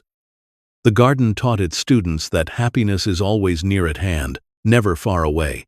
It is in the meal before you, in the friend beside you, in the quiet air that carries the sound of laughter. Epicurus himself lived as he taught. He did not build monuments or seek political power. He lived quietly, wrote letters to friends, taught his students, and enjoyed simple meals. And yet, his influence endured across centuries, precisely because of this simplicity. He showed that greatness does not lie in wealth or fame, but in the ability to live contentedly, peacefully, joyfully, with little. As you picture the garden now, see Epicurus reclining on a simple bench, bread in hand, speaking gently to his companions. A fig is passed around, laughter rises at a joke. Someone pours another cup of wine. There is no tension, no fear, no rivalry. Only the sufficiency of the moment, complete in itself. Perhaps this is the deepest lesson of the garden, that life's sweetness is found in its simplest forms. The taste of figs, the sound of laughter, the warmth of companionship, these are enough. Epicurus knew that when you recognize this, when you let go of endless striving, you discover the tranquility that philosophers call wisdom and ordinary people call happiness. So as you rest, imagine yourself there, under the shade of trees, a piece of bread in your hand, the murmur of friends around you. Feel how light life can be when stripped of unnecessary weight. The garden is simple, and in its simplicity, it is perfect. One of the subtler lessons Epicurus taught his companions in the garden was the art of refusal. To say no is simple in words, but difficult in spirit. For behind so many of our choices lies not hunger or thirst, but fear of missing out, fear of being judged, or fear of being deprived of something others seem to enjoy. Epicurus looked closely at this, and he realized that the real challenge is not only declining luxuries, but doing so without bitterness or resentment. The wise person, he said, knows how to live without excess, and does so gladly, with a heart at peace, rather than a heart full of longing. Luxuries are not evil in themselves. Epicurus did not forbid wine, nor did he scorn sweet foods or the softness of a well-made bed. He enjoyed them when they appeared, and laughed as he shared them with his friends. But he never allowed himself to depend upon them. For the moment you believe that a luxury is a necessity, you become its servant. The true freedom lies not in rejecting luxuries fiercely, but in learning to let them go easily, without regret. Consider a man who refuses a fine meal with scorn, telling himself that he is above such things, that he is stronger than those who indulge. He may seem disciplined, but inside, he resents what he denies himself. He still longs for it, still imagines it, still measures his virtue by his ability to resist it. His refusal is heavy, filled with tension. Now consider another man who sits contentedly with bread and water, smiling as others enjoy their richer food. He does not need it, and he does not grieve its absence. If it comes his way tomorrow, he will enjoy it lightly. If it never comes, he has lost nothing. This second man is free, while the first is still in chains, bound by the very thing he pretends to reject. Epicurus urged his students to cultivate this freedom. To do so, he taught them to practice gratitude for what they had. Gratitude transforms a simple meal into a feast, a modest home into a palace. When you can look at bread and water and see abundance, you are no longer vulnerable to envy. When you are grateful for figs and olives, you are not disturbed by the absence of delicacies. Gratitude softens the sting of refusal, turning it into serenity. The art of saying no is also an art of perspective. To decline luxury without resentment, one must see clearly that luxuries do not truly add much to life. They are pleasant, but fleeting. The sweetness of honey fades, the comfort of soft cushions wears away. The thrill of new clothes grows dull. To depend upon them is to live in constant hunger, but to recognize their smallness is to see that their absence is not a tragedy. When you know that bread and water sustain you fully, luxuries appear as what they are: ornaments, not essentials. And ornaments are welcome when they arrive, but unneeded when they do not. Epicurus himself lived by this principle. He once wrote that he could be content with nothing more than barley bread and water. Yet he added, with humor, that a little cheese now and then would allow him to feast. His point was not to glorify deprivation, but to show that joy is found in knowing sufficiency. With that knowledge, every luxury becomes a gift rather than a demand. When cheese came, he feasted. When it did not, he laughed. To him, both states were complete in themselves. In a way, the art of saying no is the art of choosing peace over craving. When you decline luxuries without resentment, you protect yourself from the endless cycle of wanting more. You no longer compare yourself to others, no longer measure your life against theirs. Instead, you rest in the sufficiency of your own moment. You eat what is before you, you drink what is at hand, and you sleep under whatever roof shelters you. Life is enough, and when life is enough, luxuries lose their power to disturb you.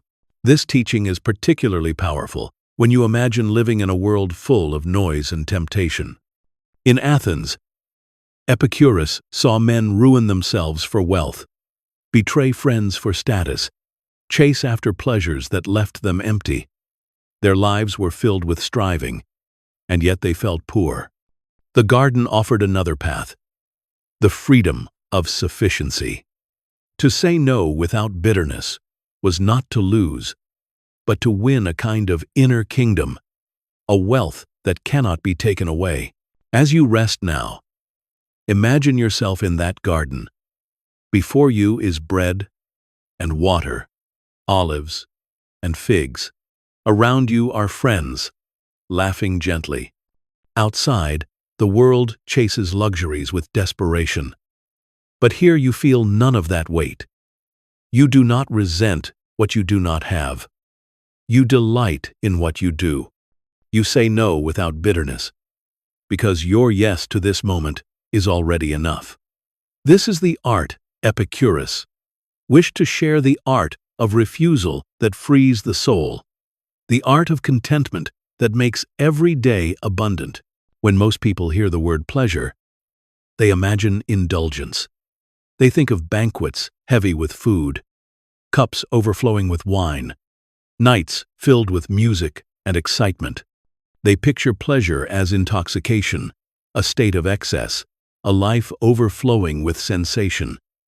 But Epicurus, who spoke of pleasure more than any other philosopher of his time, meant something entirely different. For him, true pleasure was not frenzy, but balance, not intoxication, but serenity.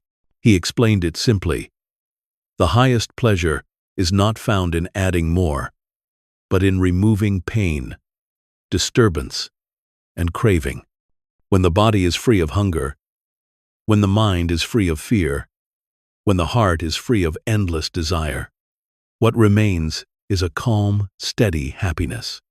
This happiness is not loud, not dramatic, but it is lasting.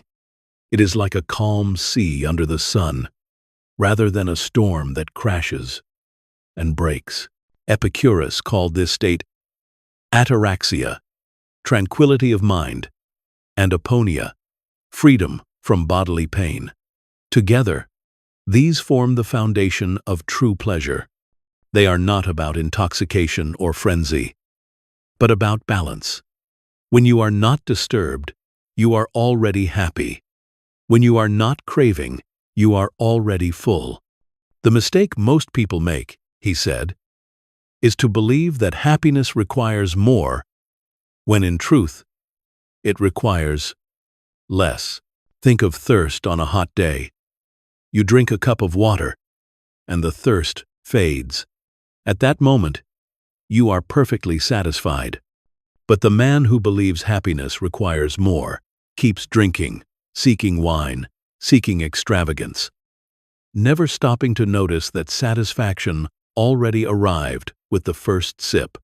Epicurus taught that the wise person recognizes sufficiency, and in that recognition finds the purest form of pleasure. This redefinition also changes the way we live. If pleasure is intoxication, then we are doomed to chase endlessly, because intoxication fades. If pleasure is excess, then we are condemned to hunger, because excess can never be enough. But if pleasure is tranquility, then happiness is always near. Bread, water, shelter, friendship, these provide the foundation. Once these are secure, every extra thing is an adornment, not a necessity. With this understanding, life becomes lighter, freer, more peaceful. Epicurus did not scorn intense pleasures. He enjoyed the taste of figs, the warmth of laughter, the sweetness of honey, but he placed them in their proper place. They are bonuses, not requirements. If they come, enjoy them gratefully. If they do not, remain content. This balance, this refusal to be enslaved by indulgence, is the essence of his philosophy. Pleasure is not the enemy, but neither is it the master.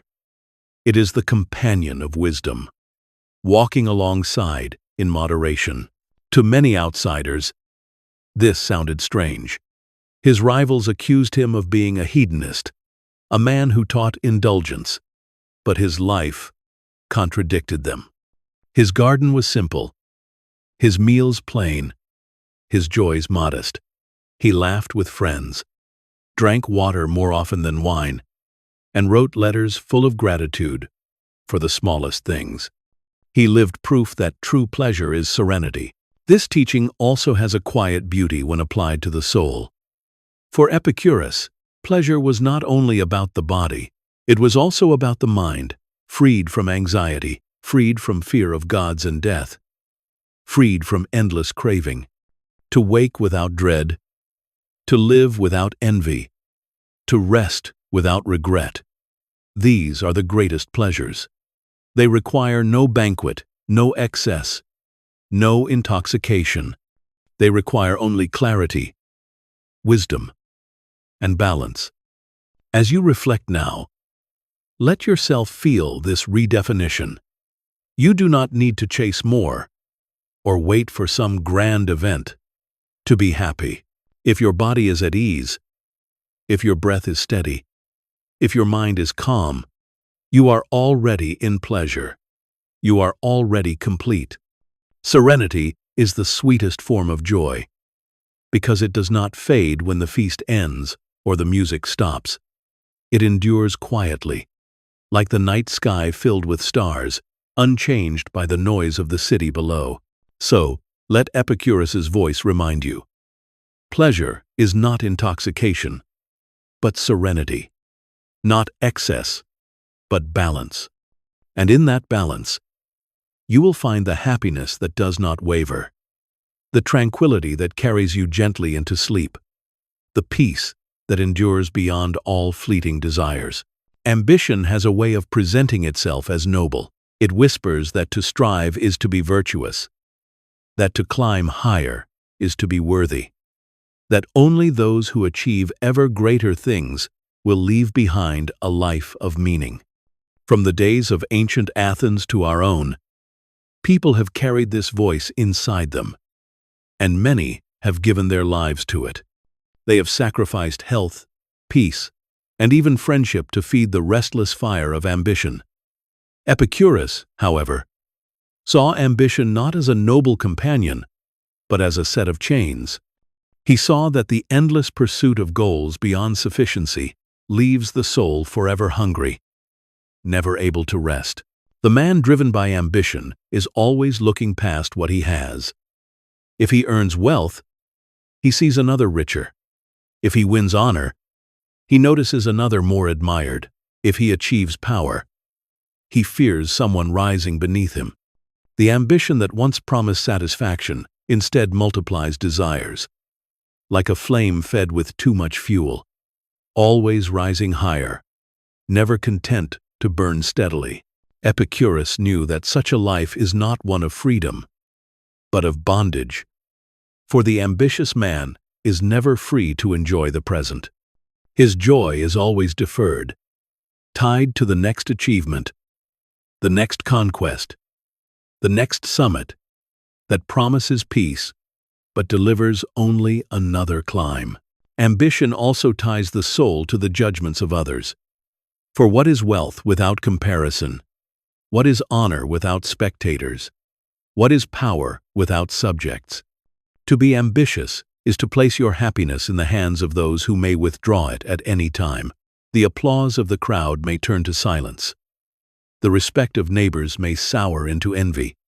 The loyalty of followers may crumble into betrayal.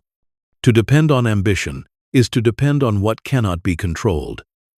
And Epicurus taught that this is the surest path to restlessness. He contrasted ambition with sufficiency. Sufficiency is knowing that bread and water, companionship and safety are enough for happiness. Ambition scorns sufficiency, saying, "Yes, but more." Sufficiency rests, ambition runs. Sufficiency delights in what is present. Ambition aches for what is absent. Sufficiency frees the soul. Ambition binds it. This is why Epicurus spoke so often of contentment, not because he was against action or against improvement, but because he saw that improvement without end is not improvement at all. It is slavery disguised as virtue. He also noted the cost ambition extracts from the body and mind. The ambitious man rises early, not for the joy of dawn, but for fear of falling behind.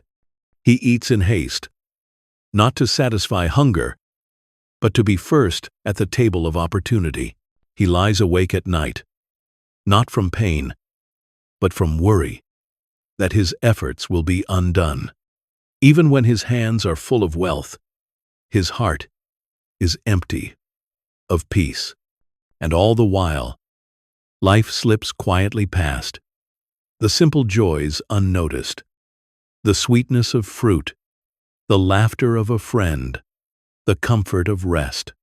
Ambition blinds the eye to these things, demanding the gaze be fixed always on the horizon. Epicurus invited his students to ask themselves a simple question: when will it be enough? The ambitious man cannot answer, for he does not know. Each goal reached only creates another. Each mountain climbed reveals another peak. And so he is chained, not by others, but by his own desire, dragging those chains wherever he goes, mistaking their weight for purpose. This teaching does not mean Epicurus despised effort or growth. He worked diligently to cultivate his garden, to teach his companions, to write letters and share his thoughts. But he worked without restlessness. His goals were simple: freedom from fear, contentment in simplicity, joy in friendship. Once achieved, they did not demand more. His efforts served sufficiency, not ambition. In this, he showed that life could be full of activity, but free of chains. As you rest now, think of the chains ambition has placed upon you in your own life, the goals that seemed vital but never satisfied, the comparisons that left you weary, the restless climb that promised peace but gave only exhaustion. Epicurus offers you a key: sufficiency. When you can say, "This is enough," the chains fall away. Ambition loses its hold, and you step into freedom. You can breathe, You can rest. You can live, not for what lies beyond the horizon, but for the sweetness of this very moment. In Athens, the heart of Greek political life, the assembly was loud with argument, the courts full of trials, the streets busy with citizens debating laws and wars. To many, participation in public life was the highest calling. To be seen, to be heard, to leave a mark upon the city. This was considered greatness, but Epicurus quietly counseled another path. He advised his followers to live hidden, to avoid the noise of politics, the glare of fame, and the turbulence of public ambition. His words were not a retreat into cowardice, but an embrace of peace. He saw that public life was full of storms, and those storms destroyed tranquility. To live hidden is not to live in secrecy, but to live without the need for constant attention. It is to choose the quiet of the garden over the noise of the assembly, the company of friends over the crowd, the clarity of the mind over the confusion of politics. Epicurus observed that public life often demanded compromise, deception, and endless striving. Those who sought power became entangled in rivalry. Those who sought honor became enslaved to reputation. Those who sought to serve often found themselves corrupted by the very system they hoped to change. In all of this, the soul was disturbed. Ataraxia was lost, and happiness slipped away. He himself gave an example of living hidden, unlike Plato, who founded a great academy with political influence, or Aristotle, whose lyceum trained leaders. Epicurus built a garden for companions, not for statesmen. He did not address the assembly, did not chase honors, did not write laws. He chose instead to write letters to friends, to cultivate conversations, to live quietly among figs and olives. And yet, his influence endured far longer than many of the politicians of his day. By living hidden, he preserved his peace, and in preserving his peace, he left a deeper legacy. Epicurus did not deny that public life could bring moments of honor or even joy, but he warned that these were fragile, dependent on forces beyond our control. Political power rises and falls with fortune. Fame depends on the fickle approval of the crowd. To seek them is to tie your happiness to winds you cannot command. To live hidden is to tie your happiness to what you can control: your thoughts, your desires, your friendships, your sufficiency. To live hidden also means to avoid the endless noise that fills public life. The debates, the arguments, the scandals, the struggles for position, all these stir the mind into unrest. Epicurus taught that peace comes from quiet, from clarity, from focusing on what truly matters. By stepping away from the noise, one does not lose anything essential. On the contrary, one gains the ability to savor life as it is, without being pulled in every direction by forces that never rest. This counsel has not lost its relevance. Today, too, public life is loud, filled with endless voices, demanding attention, endless arguments over power and reputation. Many are consumed by it, spending their days in anger, fear, or envy. Epicurus's voice still whispers, "Live hidden. You do not need to be everywhere, seen by everyone, involved in every conflict. You can choose peace. You can choose the quiet of your own garden, whatever form it takes." As you picture Epicurus now, see him in his garden, not at the assembly, not in the courts. He reclines with friends, speaks gently, eats modestly, and smiles often. Outside, the city debates wars and laws, but inside, the air is calm. This is what it means to live hidden, to live where peace is found, not where noise prevails. As you settle into rest, Let yourself imagine living hidden. No need to impress the crowd. No need to chase fame. No need to argue endlessly. Your life can be enough without being displayed before all. In the quiet of hiddenness, you find freedom, tranquility, and the happiness that Epicurus cherished above all. Toward the end of his life, Epicurus suffered. The illness that seized him, kidney stones and ailments of the bladder, brought sharp pain and left him weakened in body. For many, such a decline would be a time of despair, of bitterness, of railing against fortune.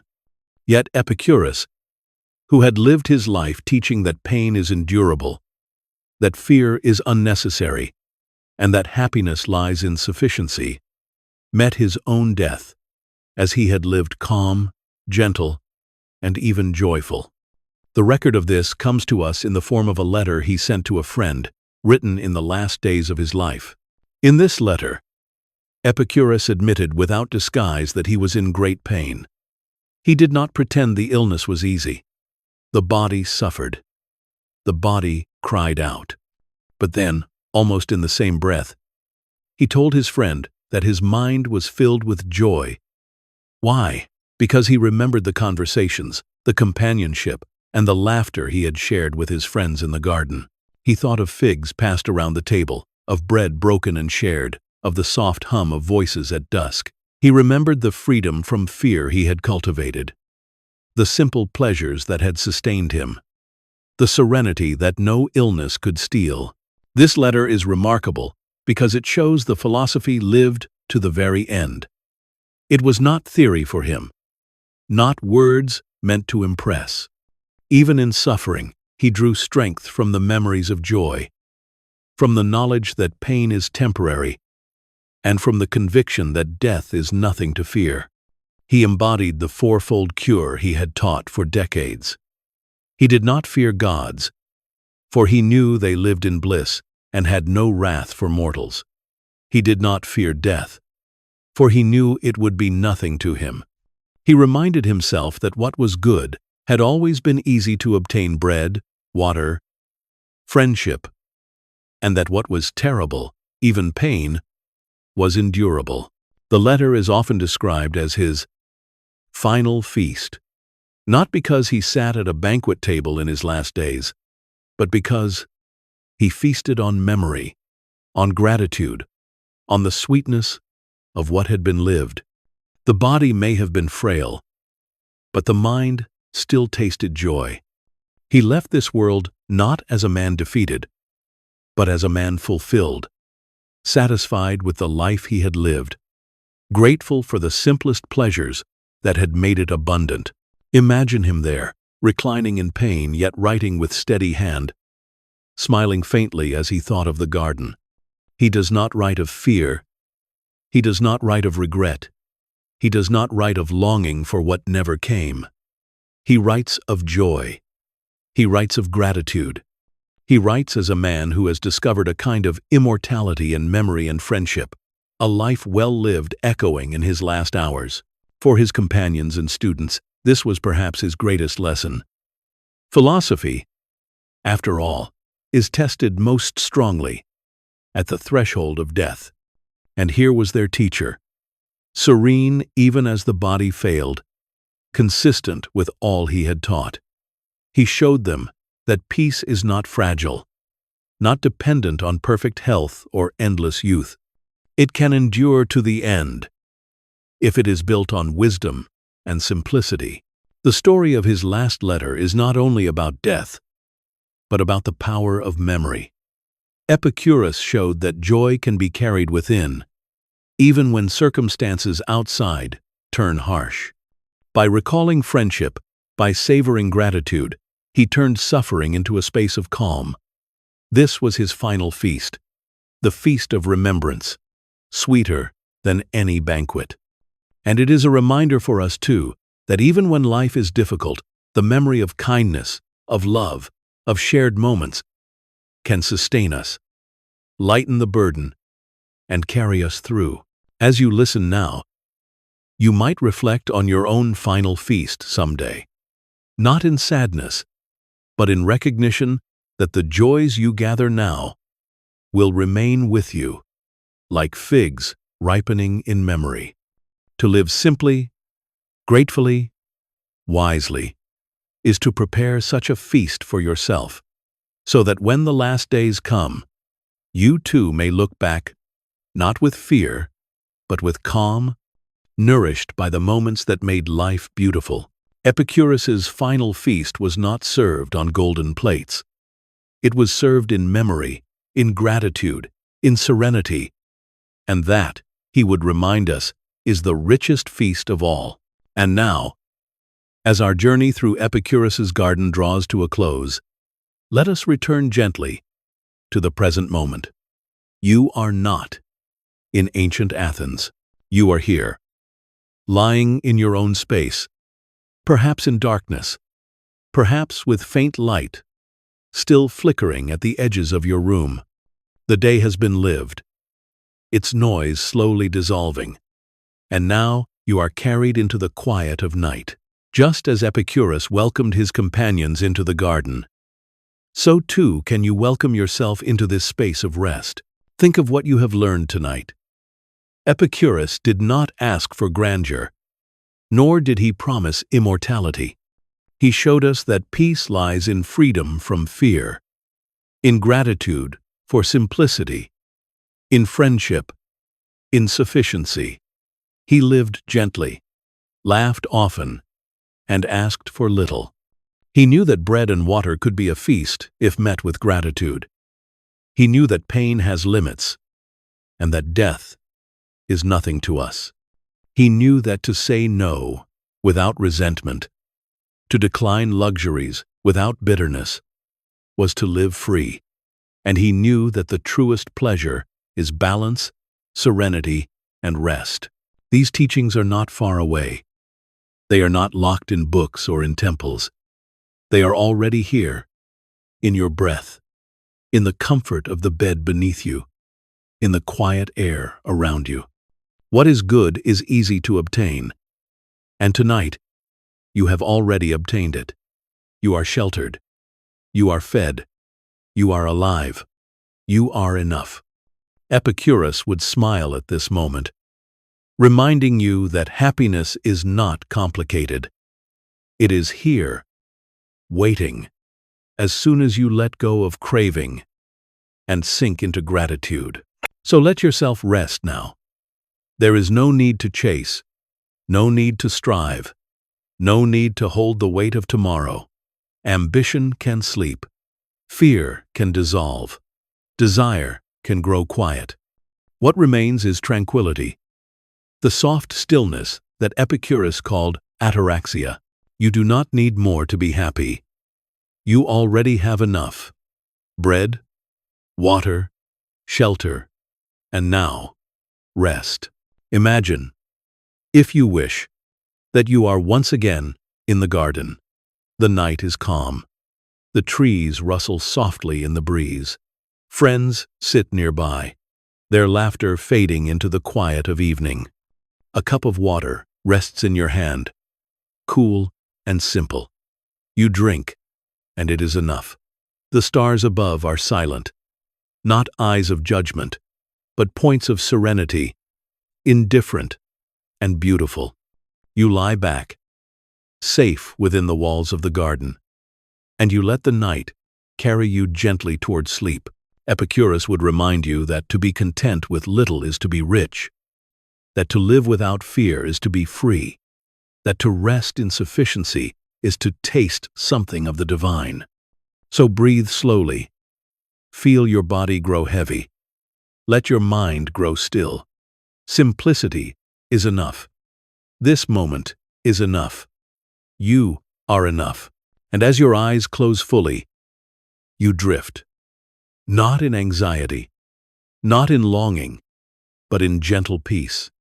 This is the sleep of the garden, the rest of a soul untroubled by fear, unburdened by endless desire, nourished by gratitude. It is the rest Epicurus promised, the rest you now receive. And now, as you rest in the calm of Epicurus's wisdom, Allow yourself to drift fully into sleep. May your night be gentle, your dreams light, and your heart untroubled. Sleep well, knowing that simplicity is enough. If you're still awake, let the journey continue. Click on one of the 2 videos on your screen to find more peace and philosophy to guide you into rest. And if you found comfort here tonight, be sure to subscribe, so you'll always have a place to return when you need calm. Good night, and may tranquility carry you softly until morning.